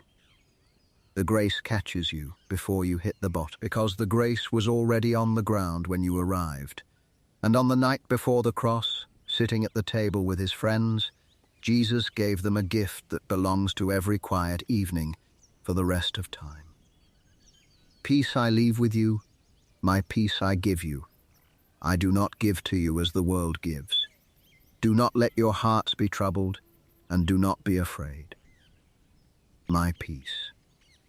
Not a generic peace. His. The specific peace of someone who is about to walk through the worst thing the world has to offer and come out the other side holding nothing but love. The peace that sustained him through the garden, through the trial, through the cross. That peace. Given to you. Tonight, as a gift. I do not give to you as the world gives. The world's peace is contingent. It depends on everything being in order. One phone call, one email, one unexpected event, and the world's peace crumbles. But the peace of Jesus is constitutional. It is built into the character of the one who gives it. It does not fluctuate with the news cycle. It does not dissolve under pressure. It holds. Because the one who gives it holds. And he never lets go. Do not let your hearts be troubled, and do not be afraid. He says it twice in the same passage, at the beginning and at the end, bracketing everything else he says with this single truth. Do not be afraid. Not because there is nothing to be afraid of, because the one who is with you is bigger than everything you are afraid of. Let the peace settle tonight, not as a concept, as a presence. The peace of Christ is not an idea you adopt. It is a person you receive. And the person is here, in the room, in the quiet, in the dark, giving peace, the way he has always given it, freely, fully, without condition. And after the resurrection, Jesus demonstrated the peace in the most dramatic possible way. In the Gospel of John, chapter 20, the disciples are hiding in a locked room. The doors are shut out of fear. They are terrified. Confused, grieving, guilty, isolated behind walls they have built to keep the world out. And Jesus appears. Inside the locked room, without the doors being opened. He does not knock. He does not wait for an invitation. He simply appears. In the middle of their fear, in the center of their hiding. And the first word he speaks is peace be with you. Peace, spoken into a room full of fear. Peace, offered to the people who abandoned him.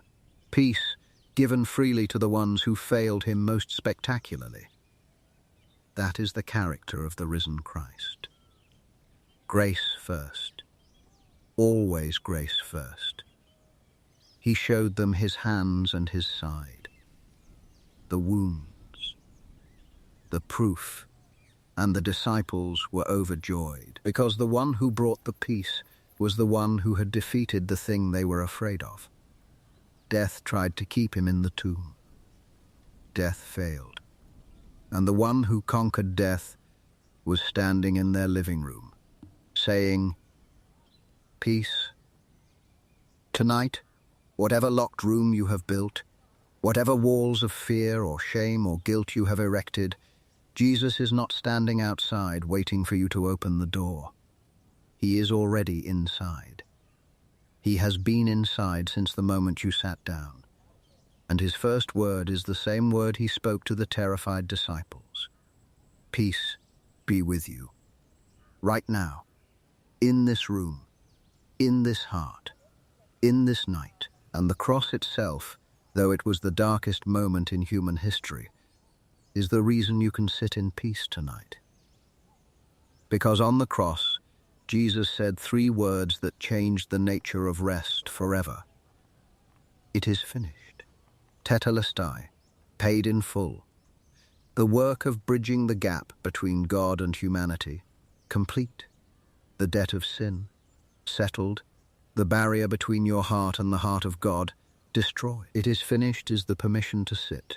Not because the world's work is done, because Christ's work is done.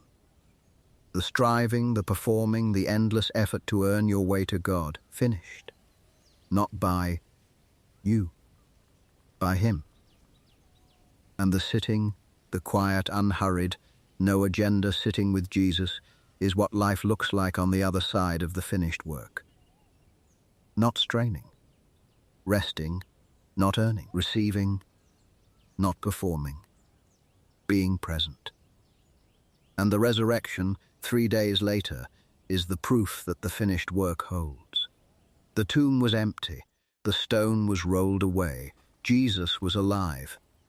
And the one who walked out of the tomb is the one who sits with you tonight.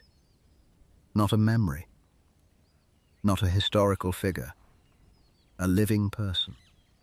As present now as he was in the upper room, as real now as he was on the beach, as near now as he was when Mary recognized his voice in the garden.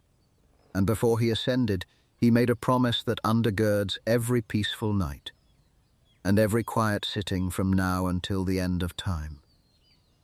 And surely I am with you always, to the very end of the age. Always, not sometimes, not when the conditions are right. Always, to the very end. The sitting tonight is not something you are doing alone while imagining Jesus is with you. He is with you. The promise says so. The resurrection proves it.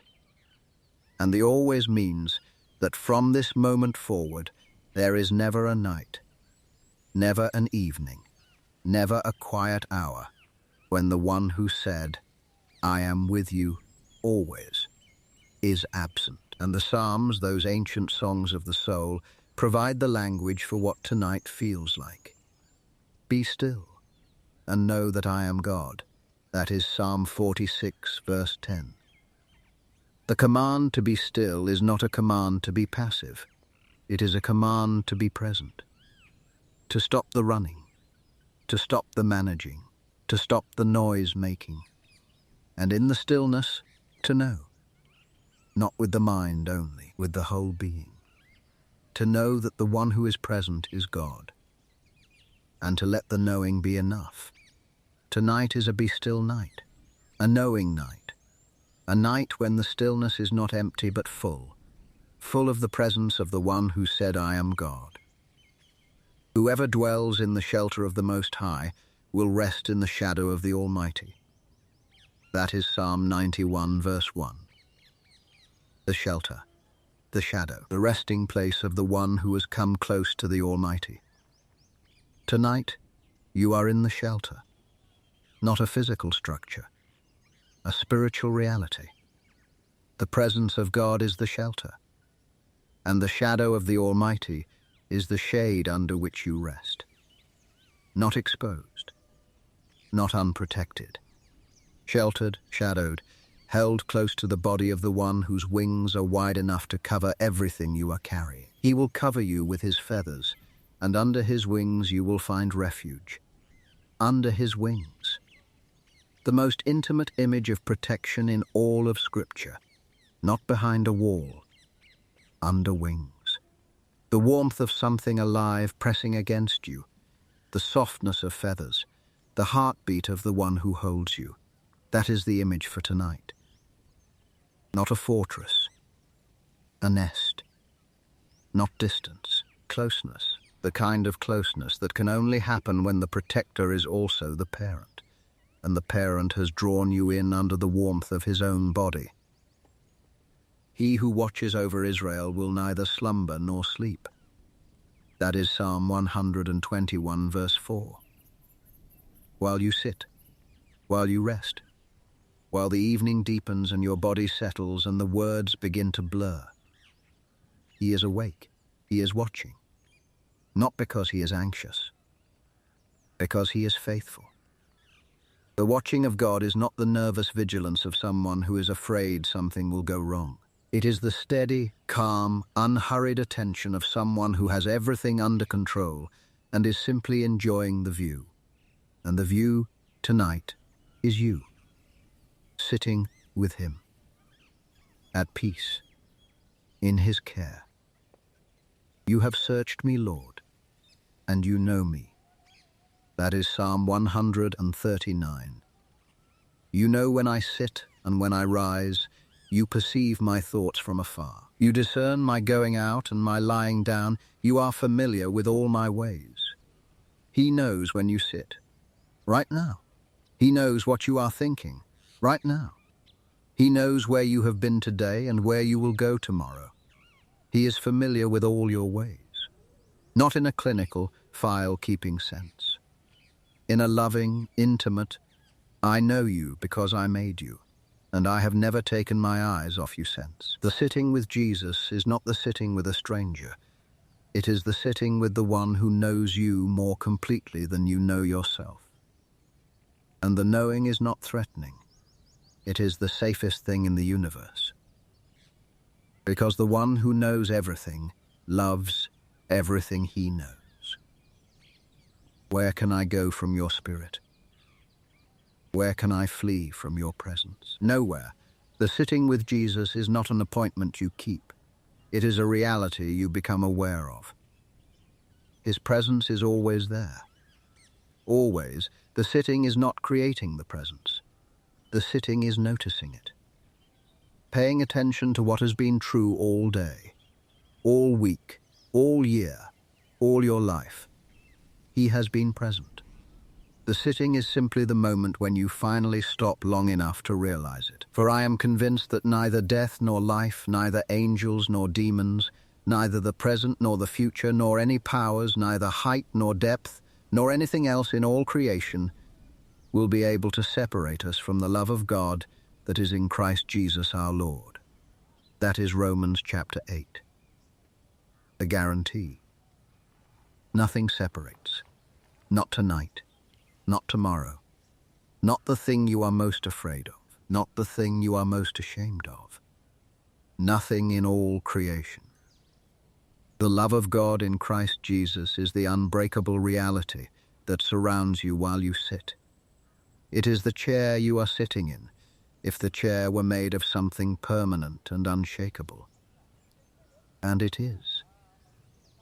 The love holds through everything, including this peaceful night. And in the Gospel of Luke, chapter 19, a wealthy tax collector named Zacchaeus climbs a tree because he wants to see Jesus. He is too short to see over the crowd, and his desperation to catch a glimpse of the teacher from Nazareth is so great that he does something undignified. A man of wealth and power, sitting in a tree like a child. And Jesus looks up and calls him by name. Zacchaeus, come down immediately. I must stay at your house today. The invitation is not to the temple, not to a meeting, to the house. Jesus invites himself into the personal, private, domestic space of a man the entire town despises. He does not just want to see Zacchaeus. He wants to sit with him. At his table. In his home. In the place where the masks come off and the real person emerges. And the sitting changed Zacchaeus. Look, Lord, here and now I give half of my possessions to the poor, and if I have cheated anybody out of anything, I will pay back 4 times the amount. No one told him to do this. The sitting with Jesus produced the transformation. The encounter with the presence generated the change, not by force, by proximity. That is what sitting with Jesus does. It changes you. Not through lectures or guilt or pressure, through proximity, through the steady, gentle, transformative nearness of someone whose character is contagious. When you sit with Jesus long enough, the things that used to matter start to matter less, and the things that should have always mattered start to matter more. The sitting is not idle. It is formative. It shapes you from the inside out, in the quiet, in the dark, while you thought nothing was happening. Everything was happening. Because proximity to Jesus changes everything it touches. And the widow of Nain, in the Gospel of Luke, chapter 7, is the picture of what it looks like when Jesus sits with grief. She is a widow who has lost her only son. She is about to be completely alone. No husband, no son, no provider, no protector. The funeral procession is leaving the town gate when Jesus meets it coming in. When the Lord saw her, his heart went out to her, and he said, "Don't cry." His heart went out to her. The original language means he was moved in his very core. He felt her pain. He entered her grief. He did not observe it from a comfortable distance. He experienced it. And then he walked up to the coffin, touched it, and said, "Young man, I say to you, get up." And the dead man sat up, and Jesus gave him back to his mother. Gave him back. He restored the relationship. He filled the empty chair. He took the grief and turned it into a reunion. That is what the sitting with Jesus makes possible. Not always the dramatic reversal of death, but always the presence that says, "I see your pain. I feel it, and I am not walking past." If grief has accompanied you into the sitting tonight, Jesus is the one who sees it and whose heart goes out to you. Not from a distance, from the same chair, from the same room, from the nearness that only the one who has experienced death from the inside can offer. And Thomas in the Gospel of John chapter 20 is the picture of what it looks like when doubt sits with Jesus. Thomas missed the first post-resurrection appearance.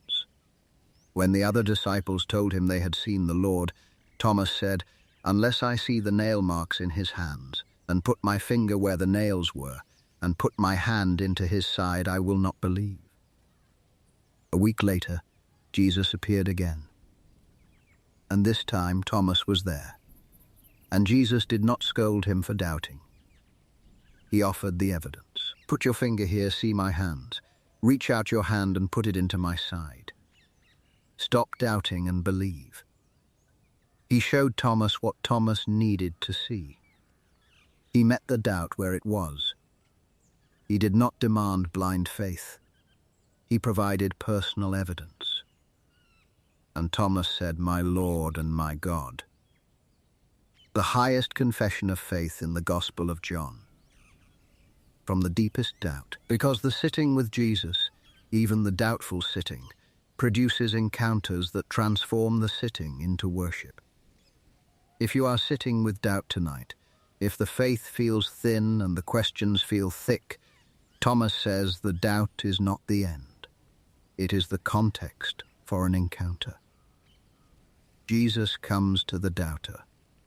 He shows himself. He offers what is needed, and the faith that emerges from the encounter is often the strongest faith of all, because it has been through the fire of questioning and has come out refined. And on the night before the cross, Jesus demonstrated what sitting with someone looks like when the sitting is pure service. He got up from the table, took off his outer garment, wrapped a towel around his waist, poured water into a basin, and began to wash the feet of his disciples. He washed the feet of Peter, who protested. He washed the feet of Judas, who would betray him. He washed the feet of every man in the room, on his knees, with a towel. The King of Kings performing the task of the lowest servant. "Now that I, your Lord and teacher, have washed your feet, you also should wash one another's feet. I have set you an example that you should do as I have done for you." Tonight, as you sit with Jesus, he is not just sitting with you, he is serving you.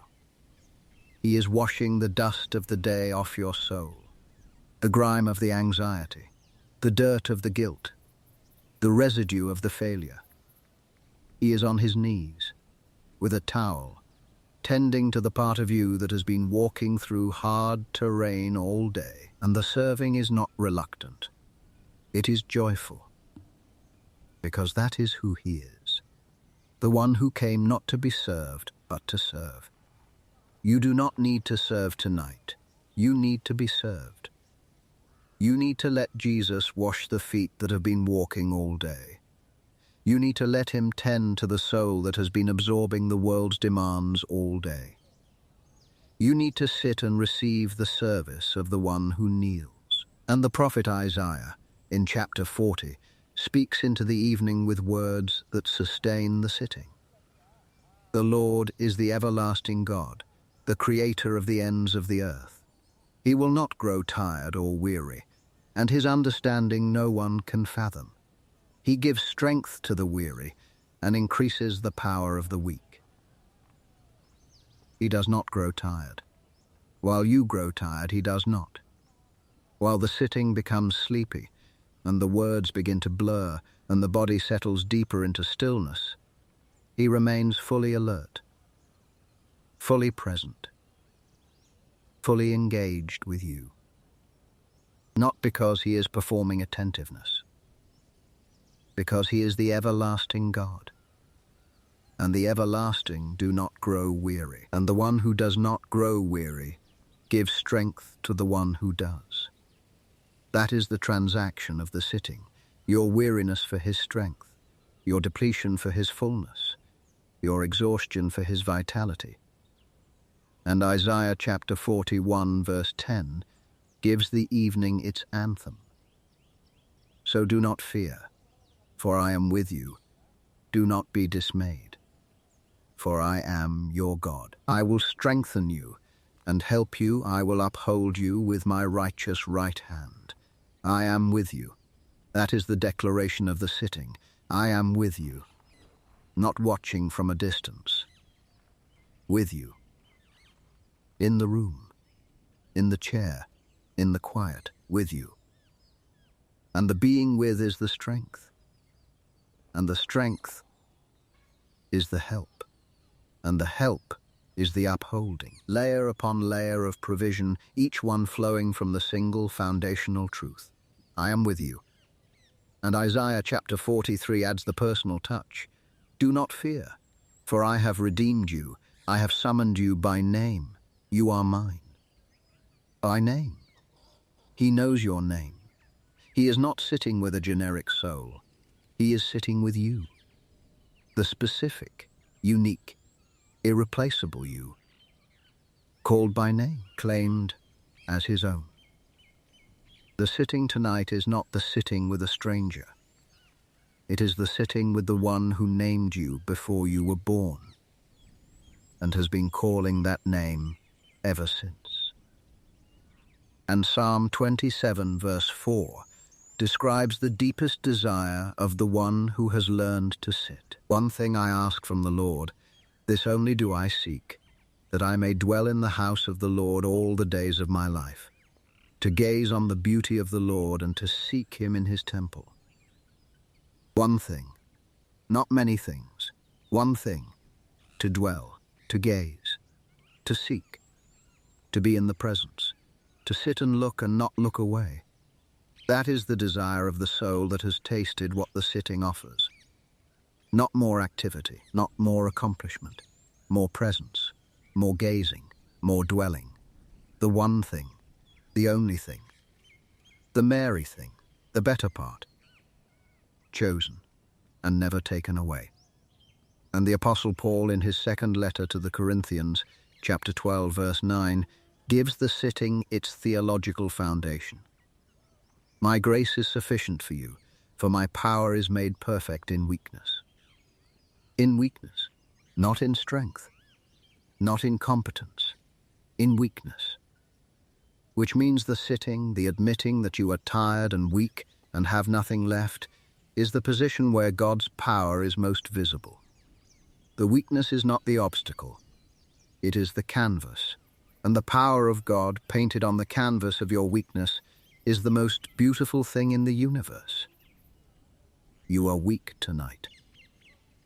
That is not a problem. That is the condition for the most powerful thing that can happen to a human being. The power of God made perfect in weakness. In this weakness. In this sitting. In this evening. And the writer of Hebrews chapter 13 verse 5 seals the sitting with a promise that cannot be broken. Never will I leave you, never will I forsake you. Never, double negative. Emphatic, absolute, the strongest possible way to say I will not go.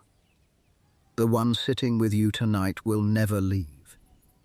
Not when the evening ends, not when the morning comes, not when the day gets hard, not when the faith gets thin, not when the failure gets deep. Never. He will never leave. And the never is backed by the cross. And the cross is backed by the resurrection. And the resurrection is backed by the character of God. And the character of God does not change. You are in a permanent sitting tonight. Not permanent in the sense that you will never get up. Permanent in the sense that the one you are sitting with will never walk away. He is here. He has always been here. He will always be here. And the companionship he offers is the most durable thing in your life. More durable than your emotions which change. More durable than your circumstances which shift. More durable than your faith which fluctuates. More durable than anything in all creation. Because nothing in all creation can separate you from the love of God that is in Christ Jesus your Lord. And tonight, the love is here in the room, in the quiet, in the sitting. Sit with it. Rest in it. Let it hold you. For as long as you want, he is not going anywhere. And the sitting with Jesus tonight is not a solitary act. The writer of Hebrews in chapter 12 says, therefore, since we are surrounded by such a great cloud of witnesses, let us throw off everything that hinders and the sin that so easily entangles. You are surrounded, not just by the presence of Jesus, by the cloud of witnesses. Every believer who has ever lived and sat with God. Every soul who has ever chosen the Mary posture over the Martha posture. Every person who has ever put down the tasks and picked up the presents. Abraham who sat under the stars and believed God. Moses who sat at the burning bush and removed his sandals. David who sat in the cave and wrote psalms. Elijah who sat in the silence and heard the whisper. Mary who sat at the feet and chose the better part. The woman who sat in the dust and poured perfume. Peter who sat by the fire and was restored. The disciples at Emmaus who sat at the table and recognized Jesus in the breaking of bread. They are all part of the cloud. And they are all witnesses to the truth that the sitting with Jesus is the most important thing a human being can do. Throw off everything that hinders. Tonight, in the sitting, the things that usually hinder you are being removed. The busyness, the productivity obsession, the guilt about not doing enough, the comparison with people who seem to be doing more, the fear that rest is laziness. The shame about needing the sitting in the first place. Throw them off. They do not belong in the presence of Jesus. They are weights. And the sitting is the place where the weights come off. Not because you force them off, because the presence makes them irrelevant. In the nearness of Jesus, the things that usually drive you lose their power. The urgency dissolves.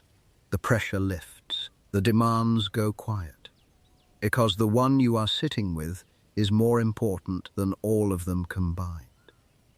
And the sitting with him is the throwing off.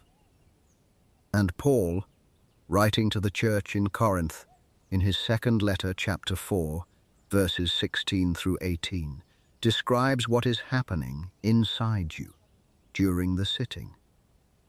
Therefore we do not lose heart. Though outwardly we are wasting away, yet inwardly we are being renewed day by day. Inwardly being renewed. while the body winds down, while the eyes grow heavy, while the flesh does what flesh does at the end of the day. Inside, something else is happening. A renewal, a rebuilding, a restoration of the soul that only happens in the sitting, not in the doing, in the sitting. The inner person is being renewed while the outer person rests. And the renewal is not a theory.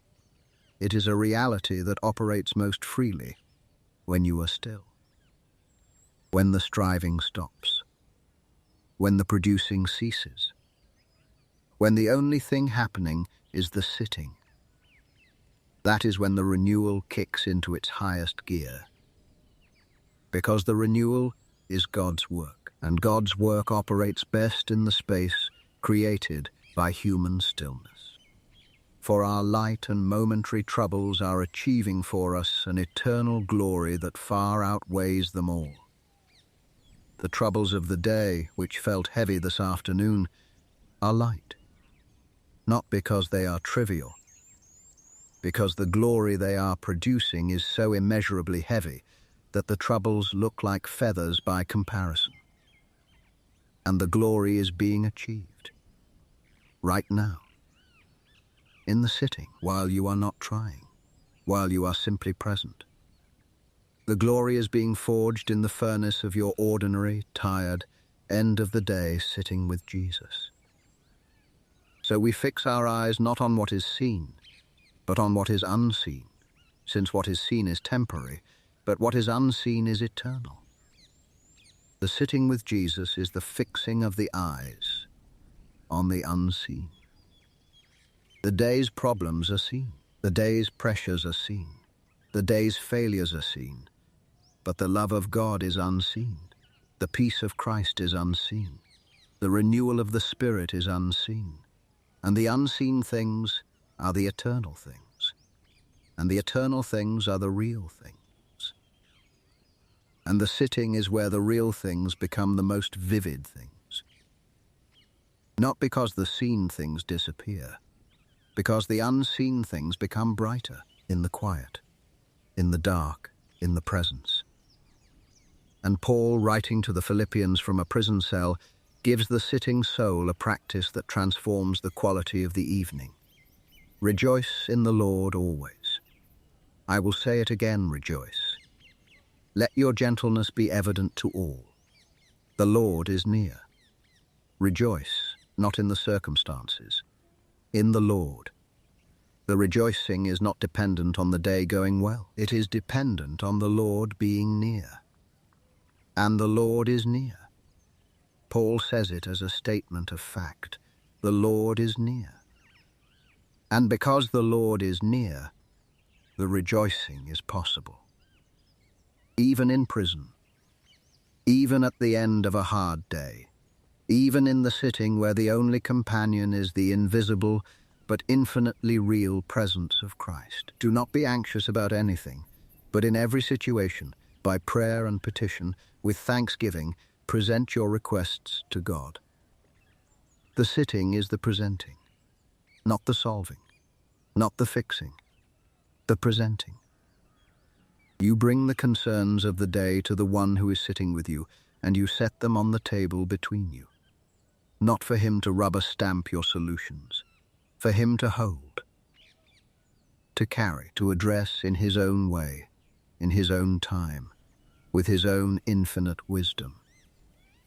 The presenting is the releasing, and the releasing is the peace, and the peace of God, which transcends all understanding, will guard your hearts and your minds in Christ Jesus.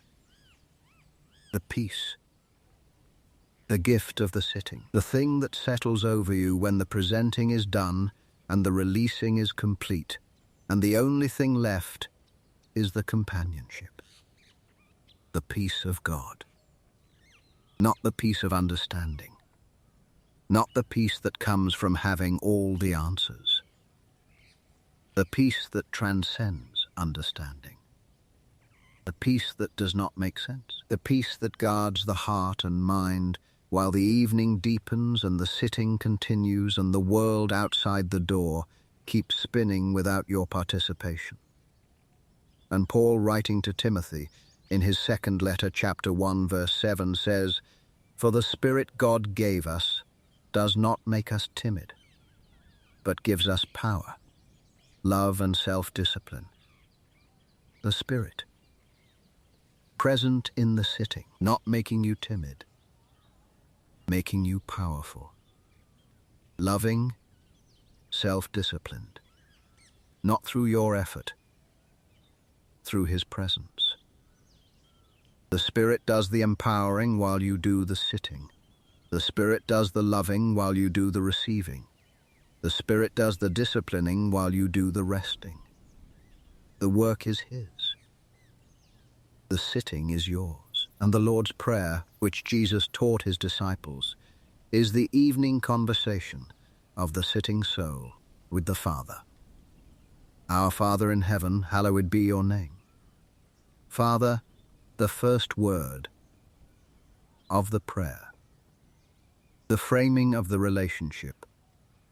You are speaking to a parent who is in heaven, which means his perspective is higher than yours. A parent whose name is holy, which means his character is trustworthy. The sitting is a sitting with a father. And the conversation begins with reverence. And the reverence is not fear. It is awe. The awe of a child who looks at their father and sees someone bigger, stronger, wiser, more capable, and more loving than anyone else in the world. Your kingdom come, your will be done, on earth as it is in heaven. The surrender. Not my kingdom. Yours, not my will. Yours, the sitting is the posture of surrender. The hands are open. The agenda is released. The control is transferred. And the transfer is not a loss. It is a liberation. Because the one receiving the control is better at controlling things than you are. Infinitely better. Give us today our daily bread. Tonight's bread has been given. The words of Jesus flowing through this evening are the bread. The presence of Christ in the sitting is the bread. The peace that is settling over you right now is the bread. You have been fed, not with physical food, with something more nourishing than that. The bread of life. The bread that satisfies the deepest hunger. The bread that Jesus said He is. I am the bread of life. Whoever comes to me will never go hungry. And forgive us our debts, as we also have forgiven our debtors. The evening cleansing. The releasing of the day's accumulated guilt and the day's accumulated grudges. Both go. The guilt you are carrying and the anger you are harboring. Both released into the hands of the one who forgave from the cross and asks you to do the same. And lead us not into temptation, but deliver us from the evil one. The nighttime protection. The asking for guidance through the hours of the night. The entrusting of the unconscious hours to the one who does not sleep. Lead me, protect me, deliver me from the things I cannot see and cannot defend myself against. The prayer of someone who knows they are not strong enough on their own and is not ashamed to ask for help from the one who is. The Lord's Prayer, prayed in the sitting, is the complete conversation of the evening. Everything the soul needs to say before it rests has been said. Father, kingdom, bread, forgiveness, protection. It is all covered. And the one who taught the prayer is the one who hears it. And the hearing is immediate. And the responding is faithful. And the prophet Jeremiah, in chapter 29, verse 11, speaks a word that the sitting soul carries into the night. For I know the plans I have for you, declares the Lord. Plans to prosper you and not to harm you. Plans to give you hope and a future. The plans are His, not yours. And His plans are good, not easy. Good The sitting tonight is part of the plan. The resting is part of the plan. The companionship is part of the plan. And the plan extends into the morning and the day after and the week after and the year after and the forever after. And every part of the plan is held by the one who made it. And the maker of the plan is the same one sitting with you tonight. And he does not change his plans based on your performance. He changes your performance based on his plans. The sitting is the daily bread of the spiritual life, not a luxury, a necessity. The way the body needs food every day, the soul needs presence every day. And the presence is available every day. Not rationed, not reserved for special occasions. Available every evening, every night, every quiet hour when you choose to stop and sit and be near. Come to me, all you who are weary and burdened, and I will give you rest. That is the invitation. And the invitation is daily, every morning, every evening, every moment in between. Come, sit, rest. The table is always set. The chair is always waiting. The bread is always broken. The presence is always near. And the sitting tonight is the building of a habit, not a rigid, joyless, guilt-driven habit. A returning. A natural, flowing, I want to be here, because the being here is the best thing returning. Like a river returning to the sea. Like a bird returning to the nest. Like a child returning to the arms of a parent at the end of a long day. The returning is natural. The sitting is natural. The companionship is natural. Because you were made for this. Before the noise, before the busyness, before the world complicated everything. You were made to sit with God. In the garden, in the cool of the day. And the sitting tonight is the return to the garden.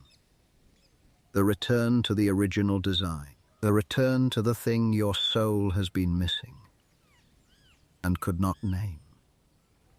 This is what it was missing. This, the sitting, the presence, the companionship of the one who made you and redeemed you, and is glad, genuinely glad, to be sitting with you tonight. Stay, as long as you want. The evening is yours, the presence is yours, the companionship is yours, and the one sitting with you has nowhere else to be. Because being with you is not a detour from his mission. It is his mission. It is the thing he came for. It is the reason he left heaven, put on skin, walked among us, died on a cross, and rose from the grave. To sit with you tonight and every night for the rest of forever. And the widow of Nain, in the Gospel of Luke chapter 7, is the picture of what it looks like when Jesus sits in grief with someone. She has lost everything. Her husband is gone. Now her only son is dead. She is walking behind the coffin, out of the town gate, toward the burial ground, and toward a future of total isolation. No provider, no protector, no family. And Jesus meets the funeral procession coming in. And the Gospel says his heart went out to her.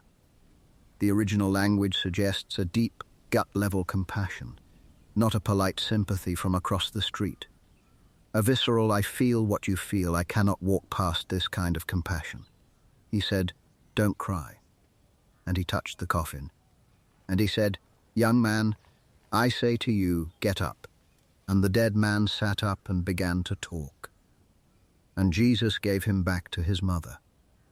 The compassion was personal. The miracle was relational. He did not raise the young man as a public demonstration of power. He raised him because a mother needed her son. He saw the grief. He entered it. He felt it. And then he addressed it. With the same authority that calmed storms and healed lepers, the authority over death itself. directed at the specific grief of a specific woman in a specific moment. Tonight, if grief is the companion that followed you into the sitting, Jesus enters it. He does not stand outside the grief and offer analysis. He walks into it. He sits in it with you. He lets the tears come without rushing them. And from within the grief in his own time, he speaks life. Not always the dramatic, raise the dead kind of life. Sometimes the quiet, I am here and I am not leaving kind of life. The kind that does not reverse the loss, but makes the carrying of it bearable.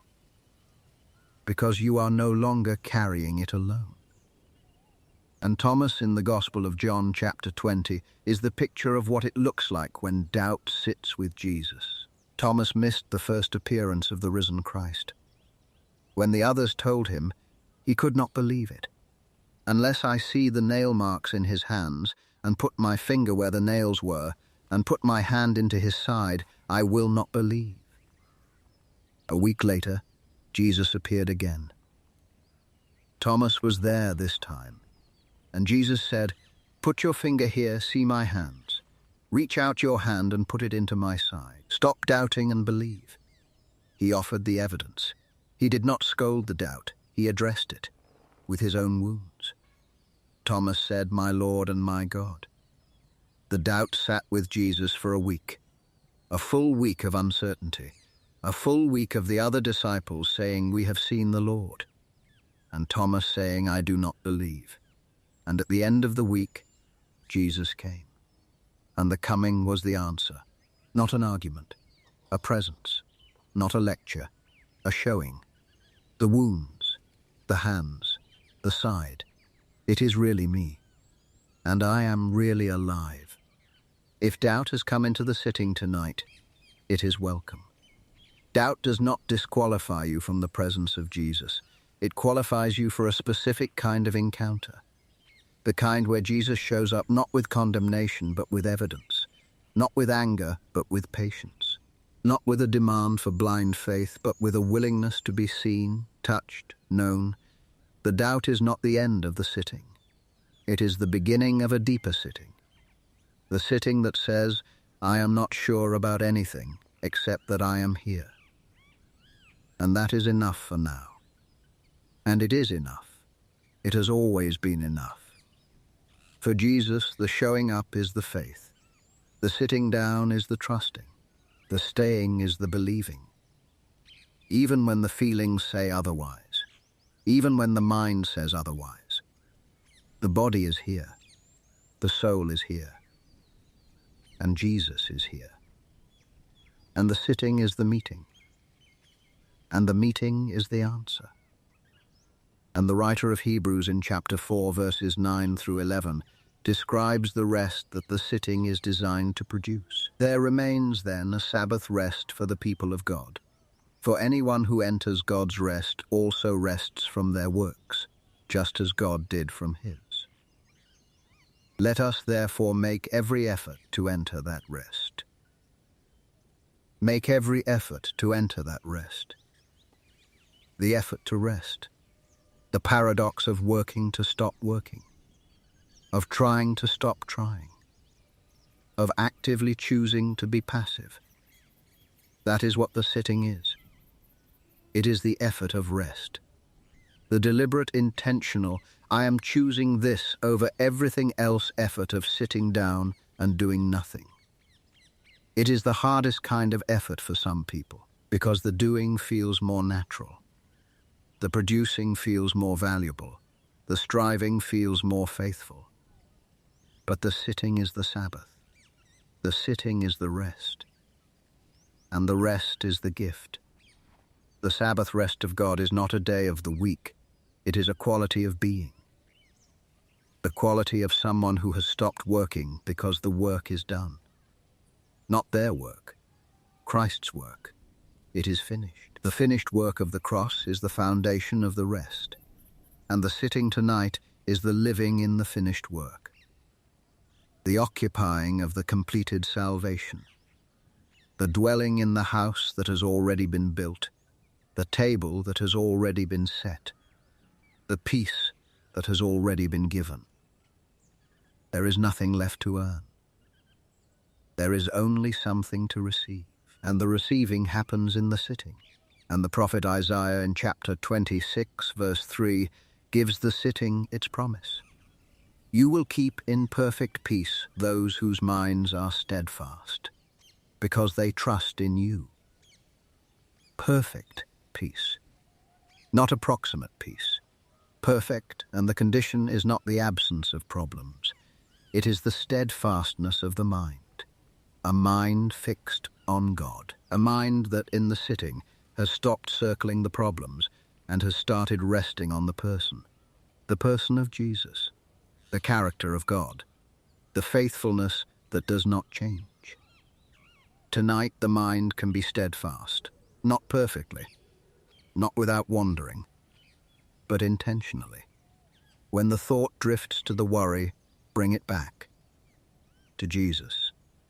When the thought drifts to the guilt, bring it back to the cross.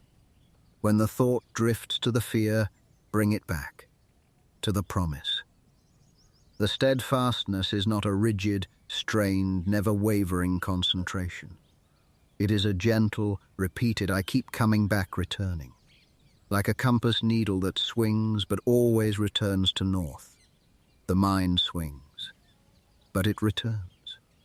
To the sitting, to the presence, to the one who keeps in perfect peace. And the psalmist David wrote a verse that belongs to the final movement of every evening sitting. Psalm 4, verse 8. In peace I will lie down and sleep, for you alone, Lord, make me dwell in safety. In peace, that is the word of the sitting. Peace, not anxiety, not restlessness, not the churning of an unresolved day. Peace, the peace that was given by Jesus on the night before the cross.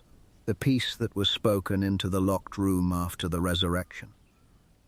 The peace that transcends understanding and guards the heart and mind. I will lie down and sleep. The sitting may become the lying down. The lying down may become the sleeping.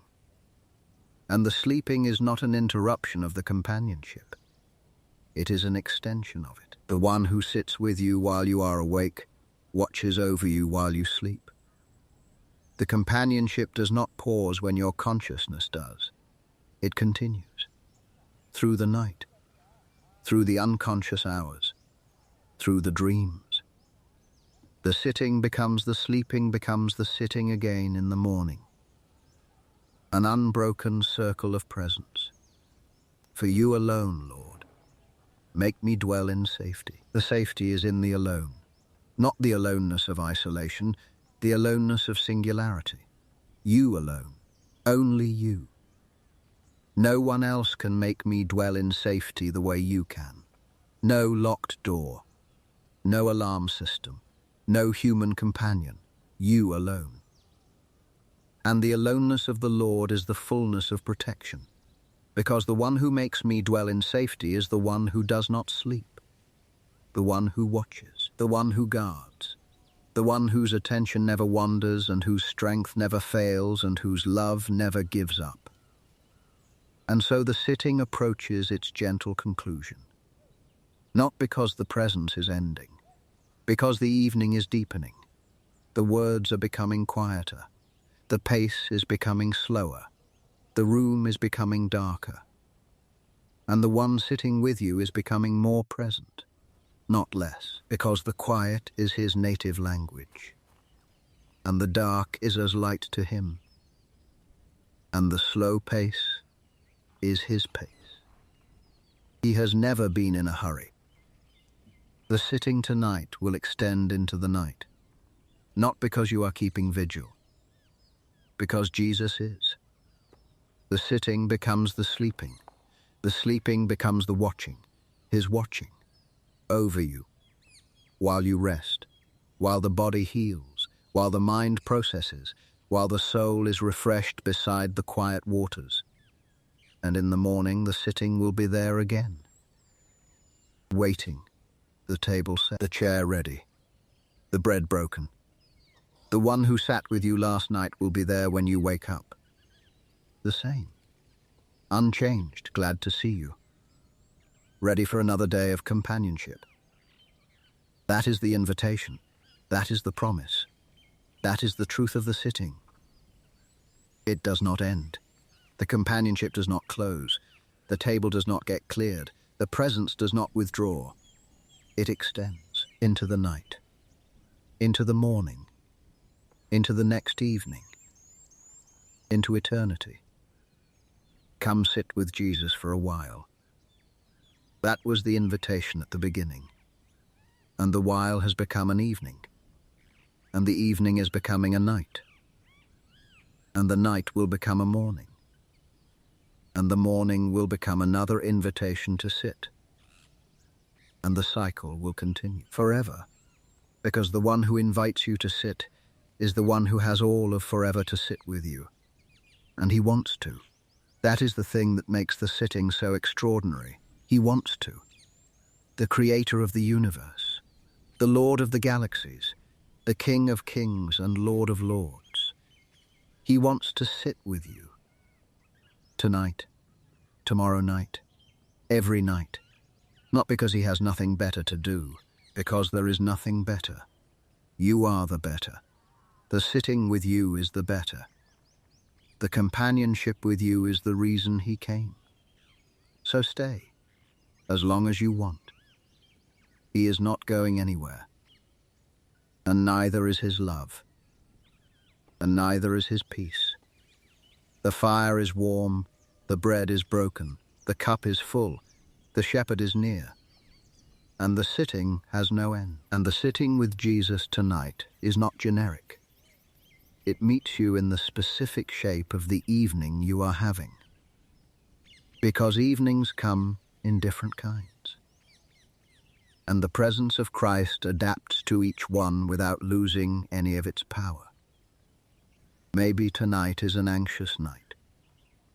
The kind where the worries that stayed manageable during the day have grown louder in the quiet. The to-do list for tomorrow is longer than the hours available. The what-ifs have started their circling. The chest is tight. The mind is racing. And the sitting feels difficult because the body wants to move, to pace, to do something, anything, to discharge the nervous energy that anxiety produces. If that is tonight, then the words of Jesus in Matthew chapter 6 are not a rebuke. They are a sedative for the soul. Do not worry about your life. Not because the concerns are not real, because the one who holds the concerns is bigger. Look at the birds. They are settled now, in their nests, unbothered by tomorrow, resting in the provision of a Father they cannot see. Are you not much more valuable than they? You are. You are watched over with an intensity and a specificity that the birds will never know. And the watching is happening right now, while the anxiety circulates, while the mind races. The Father is watching, and his watching is provision, and the provision covers tomorrow, even though tomorrow has not arrived. Can any one of you, by worrying, add a single hour to your life? No. Worry adds nothing. It only subtracts. It subtracts the peace of the evening, the rest of the body, the clarity of the mind, the enjoyment of the sitting. Let it go. Not all of it. Not forever, just for this sitting. Put the worry down the way you put a heavy bag down when you sit in a chair. You can pick it up later if you want to. But for now, let it sit on the floor beside you while you sit with Jesus. He will watch it. He will hold it. He will make sure it does not go anywhere while you are resting. And when the sitting is over, if you want to pick it up again, you can. But you might find that it is lighter than it was, because the sitting changed it. Or rather, the sitting changed you. And the changed you carries worry differently than the anxious you did. Maybe tonight is a guilty night. The kind where something you did or failed to do has followed you into the evening like a shadow. You have been carrying it all day. And now, in the quiet, it is not just a shadow. It is a weight on your chest, behind your eyes, in the hollow of your stomach. The guilt says you do not deserve to sit with Jesus. The guilt says you have forfeited the right to his presence. The guilt says that before you can sit, you need to fix, to atone, to suffer enough to earn your way back to the table. If that is tonight, then the words of Jesus from the cross are the words you need to hear in the sitting. Father, forgive them, for they do not know what they are doing. The forgiveness was spoken before the apology, before the repentance, before the understanding, in the moment, while the offense was being committed. If Jesus forgave the people who were killing him in the act of killing him, the guilt you are carrying has already been addressed. The debt has already been paid. The condemnation has already been lifted. There is now no condemnation for those who are in Christ Jesus. Romans 8, verse 1. No condemnation. Not reduced condemnation. Not condemnation that will be removed once you have suffered enough. None tonight, right now. While the guilt is still pressing. While the memory is still vivid. No condemnation. The sitting with Jesus is not something you earn by being guilt-free. It is the place where the guilt is taken from you. At the table. In his presence. By the authority of the one who said, "It is finished." Maybe tonight is a grieving night. The kind where the absence of someone you loved fills the room with a silence that is heavier than noise. The empty chair. The missing voice. The phantom presence that you reach for and then remember is not there. Grief does not respect the calendar. It does not confine itself to appropriate occasions. It comes when it comes. And on some evenings, it comes with its full weight. If that is tonight, then the tears of Jesus at the tomb of Lazarus are the most important detail in the gospel. He wept. The Son of God, the one who was about to raise the dead, stood outside the tomb of his friend and cried. Not because he was helpless, because he was human. Because he loved. Because grief is the price of love and he was willing to pay it. He sits with you in the grief tonight. He does not explain it. He does not rush it. He does not tell you to move on or to find the silver lining or to be grateful for what you still have. He sits with you in the absence. He shares the silence. He weeps with you if you are weeping. And from within the shared grief, something begins to happen that nothing else can produce. The grief does not disappear, but it becomes bearable. Because you are not carrying it alone. The one who wept at the tomb is carrying it with you. And his shoulders are broad enough for both your grief and his. Maybe tonight is a lonely night. The kind where the sitting with Jesus is the only companionship available. The house is quiet. The phone is silent. The world is asleep. And you are here, in the dark, with a loneliness that the sitting is trying to address, but that the loneliness keeps insisting cannot be addressed. Because loneliness says that divine companionship is not the same as human companionship, that you need a person, not a presence. That the sitting with an invisible friend is a poor substitute for the sitting with a visible one. If that is tonight, then the words of Jesus in the Gospel of John chapter 14 are spoken directly into the loneliness. I will not leave you as orphans. I will come to you. Orphans, that is the word for the kind of loneliness that feels like abandonment. The kind that whispers, no one is coming. And Jesus says, I am coming. Not eventually, not conditionally. He is coming to the lonely person, to the one who has been sitting in the dark with no one beside them. he comes. And his coming is real, not metaphorical, not symbolic.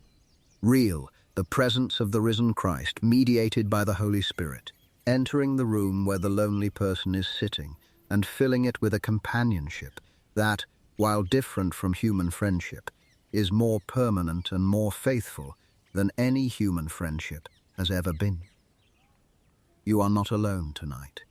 The sitting is not solo. The one who said, "I will come to you," has come. He is here, in the quiet, in the dark, in the empty room. He is here, and his presence does not diminish because you cannot see him. It deepens, because the eyes that see the unseen are the eyes of faith, and faith, however small, sees clearly in the dark. Maybe tonight is a spiritually dry night, the kind where the sitting feels mechanical. The words are flowing, but nothing is landing. The presence that other people talk about feels absent. The prayers feel like echoes in an empty room. And the sitting with Jesus feels more like sitting with an idea than sitting with a person. If that is tonight, then the Psalms are the permission you need to be honest about it. As the deer pants for streams of water, so my soul pants for you, my God. My soul thirsts for God, for the living God. That is Psalm 42. The psalmist is dry. The streams are not visible. The water is not flowing. But the thirst is present. And the thirst is proof that the connection has not been severed. Dead things do not thirst. Dry things do. The dryness of tonight does not mean God is absent. It means you are in a season where the presence is felt differently. Not less. Differently. And the sitting, even the dry sitting, even the feeling nothing sitting, is still the sitting. It is still the Mary posture. It is still the one thing that is needed. And the vine does not stop flowing because the branch cannot feel the sap. The flowing continues whether the branch is aware of it or not. And the fruit will come. Not because you felt it tonight, because the vine is faithful. And faithfulness does not require the branch's awareness to operate. Stay sitting, even in the dryness, especially in the dryness, because the sitting in the dryness is the most honest form of worship there is. It is the worship that says, "I am here not because I feel something. I am here because I believe something. I believe you are here. I believe you are real. I believe the connection is alive even when I cannot feel it. And I will sit here, in the dry, because the sitting is the one thing that is needed, and I am choosing it, whether it produces a feeling or not." That kind of sitting is the kind Jesus honors most. And the prophet Isaiah, in chapter 40, speaks into the evening with a promise that has been sustaining the faithful through dry seasons for 27 centuries. He gives strength to the weary and increases the power of the weak. Even youths grow tired and weary, and young men stumble and fall. But those who hope in the Lord will renew their strength. The renewal does not require you to produce the energy. It requires you to hope, to trust, to sit. And the renewal flows into the sitting the way sap flows into a branch. Not because the branch deserves it, because the vine provides it. And the prophet Isaiah in chapter 43 says, "Do not fear, for I have redeemed you. I have summoned you by name. You are mine." By name. Tonight, in the dark, in the quiet, in the sitting, he is calling your name. Not loudly. Softly, the way you call a child who has fallen asleep and needs to be carried to bed. The way you call someone you love when you want them to know they are not forgotten. And Paul, in his letter to the Philippians, chapter 4, gives the person sitting with Jesus tonight a practice that transforms the quality of the sitting. The Lord is near. Do not be anxious about anything, but in every situation, by prayer and petition, with thanksgiving, present your requests to God. And the peace of God, which transcends all understanding, will guard your hearts and your minds in Christ Jesus. The Lord is near. That is the truth, and from that truth, the practice flows. Prayer with thanksgiving.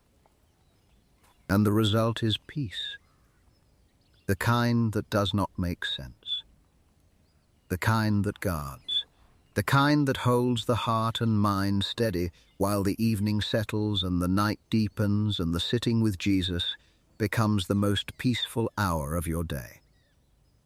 And when you cannot find the words to pray, when the sitting has gone quiet and the only thing left is a sigh or a tear or a wordless ache, the Spirit of God prays for you.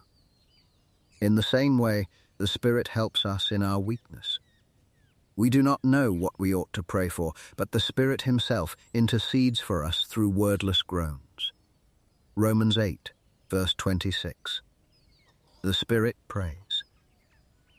While you sit, while you breathe, while the words fail, the Spirit takes your silence and turns it into the language of heaven, and the Father hears every groan, every sigh, every wordless ache, translated perfectly by the Spirit into the exact prayer your situation needs. You are never without a voice before God. Even when your voice is silent, the Spirit speaks. And the speaking is perfect, and the hearing is immediate, and the responding is faithful. And the writer of Hebrews chapter 4 verse 16 says, "Let us then approach God's throne of grace with confidence, so that we may receive mercy and find grace to help us in our time of need." The sitting with Jesus tonight is a sitting at the throne of grace, not a throne of judgment. Grace, and the approaching is with confidence, not because you are worthy, because the throne is gracious, and what you find there is not rejection. It is mercy and grace to help in your time of need, which is right now. And the promise of Lamentations 3, verses 22 through 23, bridges the night and the morning with a truth that the sitting soul can carry into sleep. Because of the Lord's great love we are not consumed, for His compassions never fail. They are new every morning. Great is your faithfulness. New every morning. The compassions that cover tonight will be replaced by fresh ones in the morning, not recycled. New, tomorrow's mercies are being prepared right now, while you sit, while you rest, while the evening becomes the night and the night becomes the dawn. The mercies are new, the faithfulness is great, and the sitting tonight is the bridge between today's grace and tomorrow's grace, both sufficient, both free, both given by the one who sits with you and does not leave. And so the sitting continues. Not because it has to, because it can. There is no timer on this. There is no point at which the presence of Jesus says, "Time is up. Come back tomorrow." The sitting is open-ended. It extends as far as the night extends.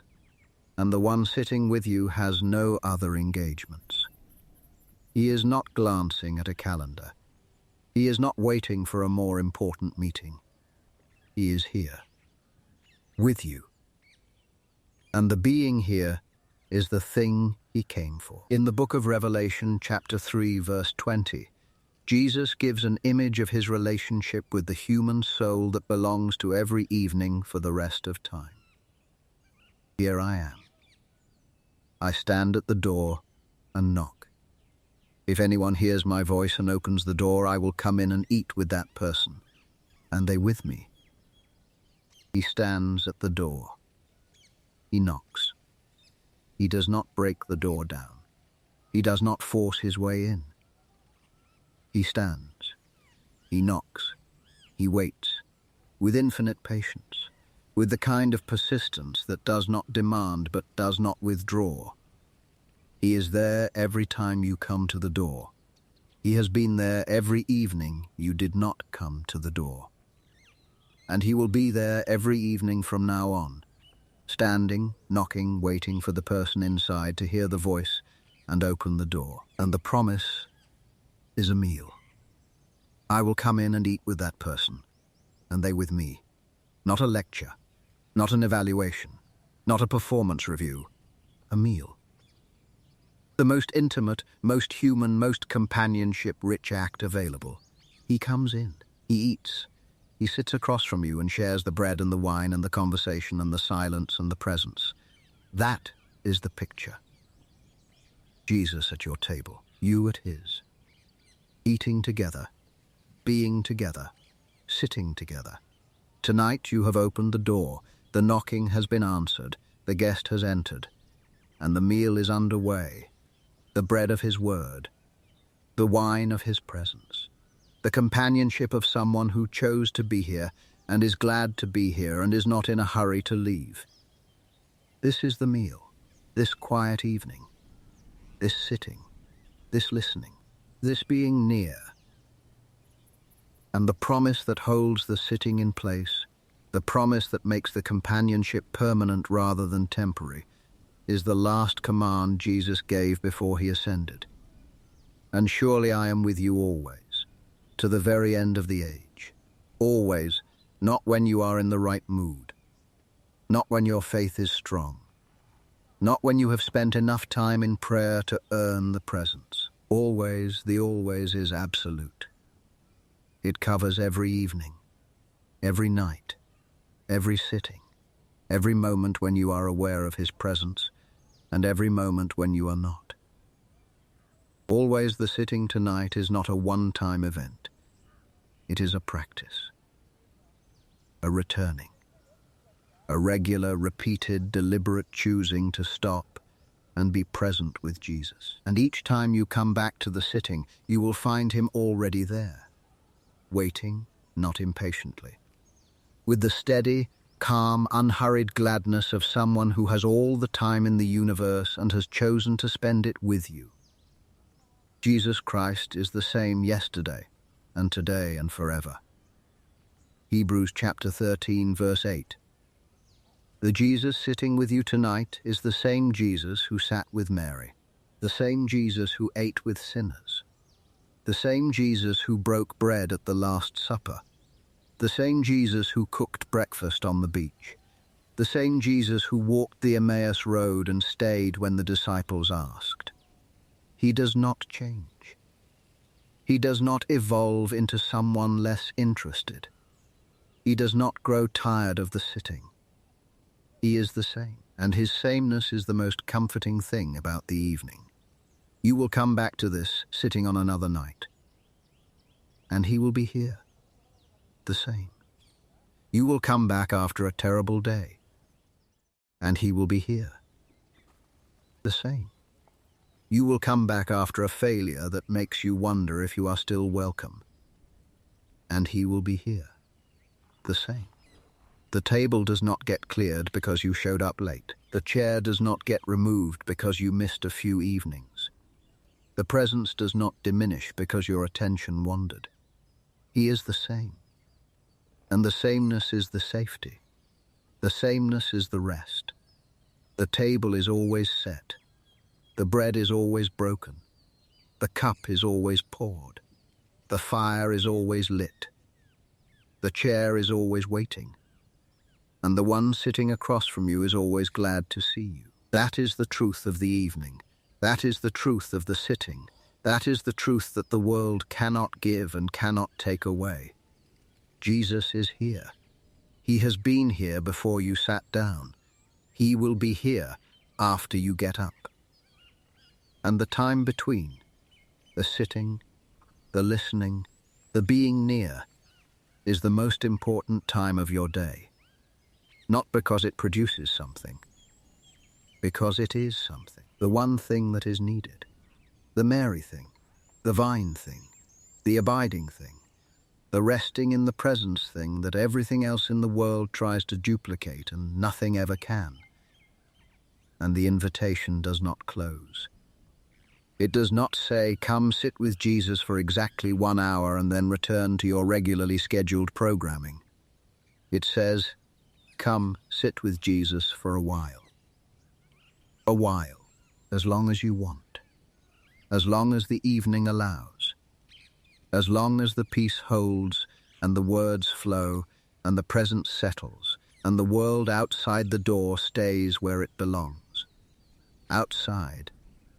Maybe the sitting turns to sleeping tonight. Maybe the peace deepens into rest, and the rest deepens into sleep, and the sleep carries you through the night into the morning that God has already prepared. That is fine. The sitting does not require consciousness to continue. The vine flows while the branch sleeps. The shepherd watches while the sheep rests.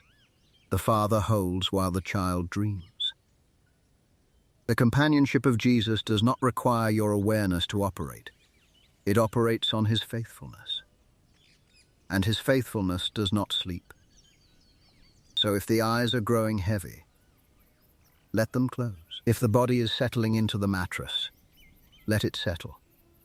If the mind is beginning to blur the edges of the words, let the blurring happen. The sitting has done its work. The presence has entered the room. The peace has been given. And the one who gave it will be here when you wake up. The same. Unchanged. Glad to see you. Ready for another sitting. Another meal. Another quiet evening in the presence of the one who made you, redeemed you, and has been sitting across from you since before you knew he was there. Come sit with Jesus for a while. That was the invitation. And the invitation has been answered. And the while is not over.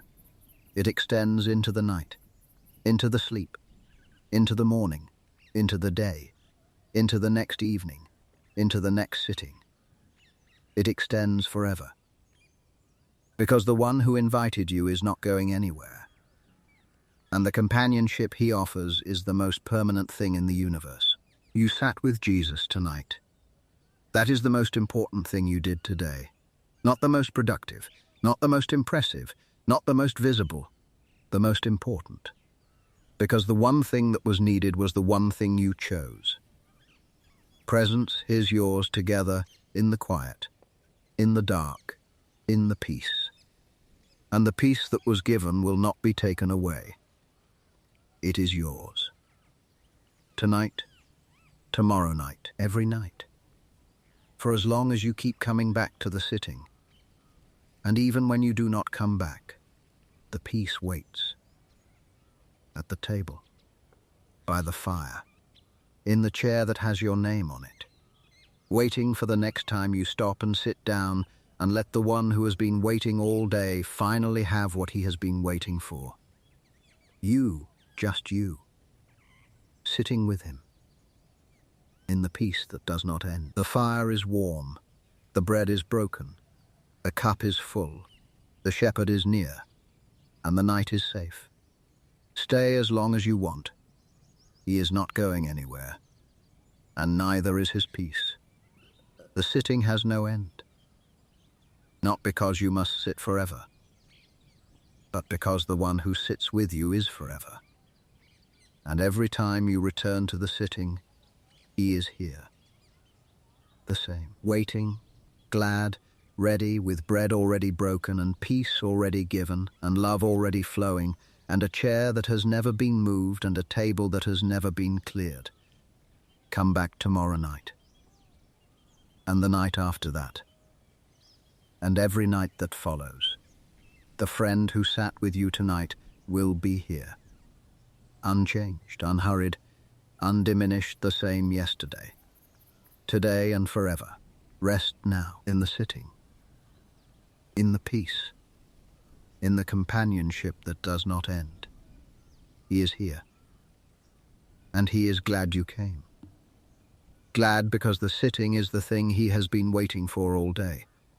Glad because the companionship is what he came for.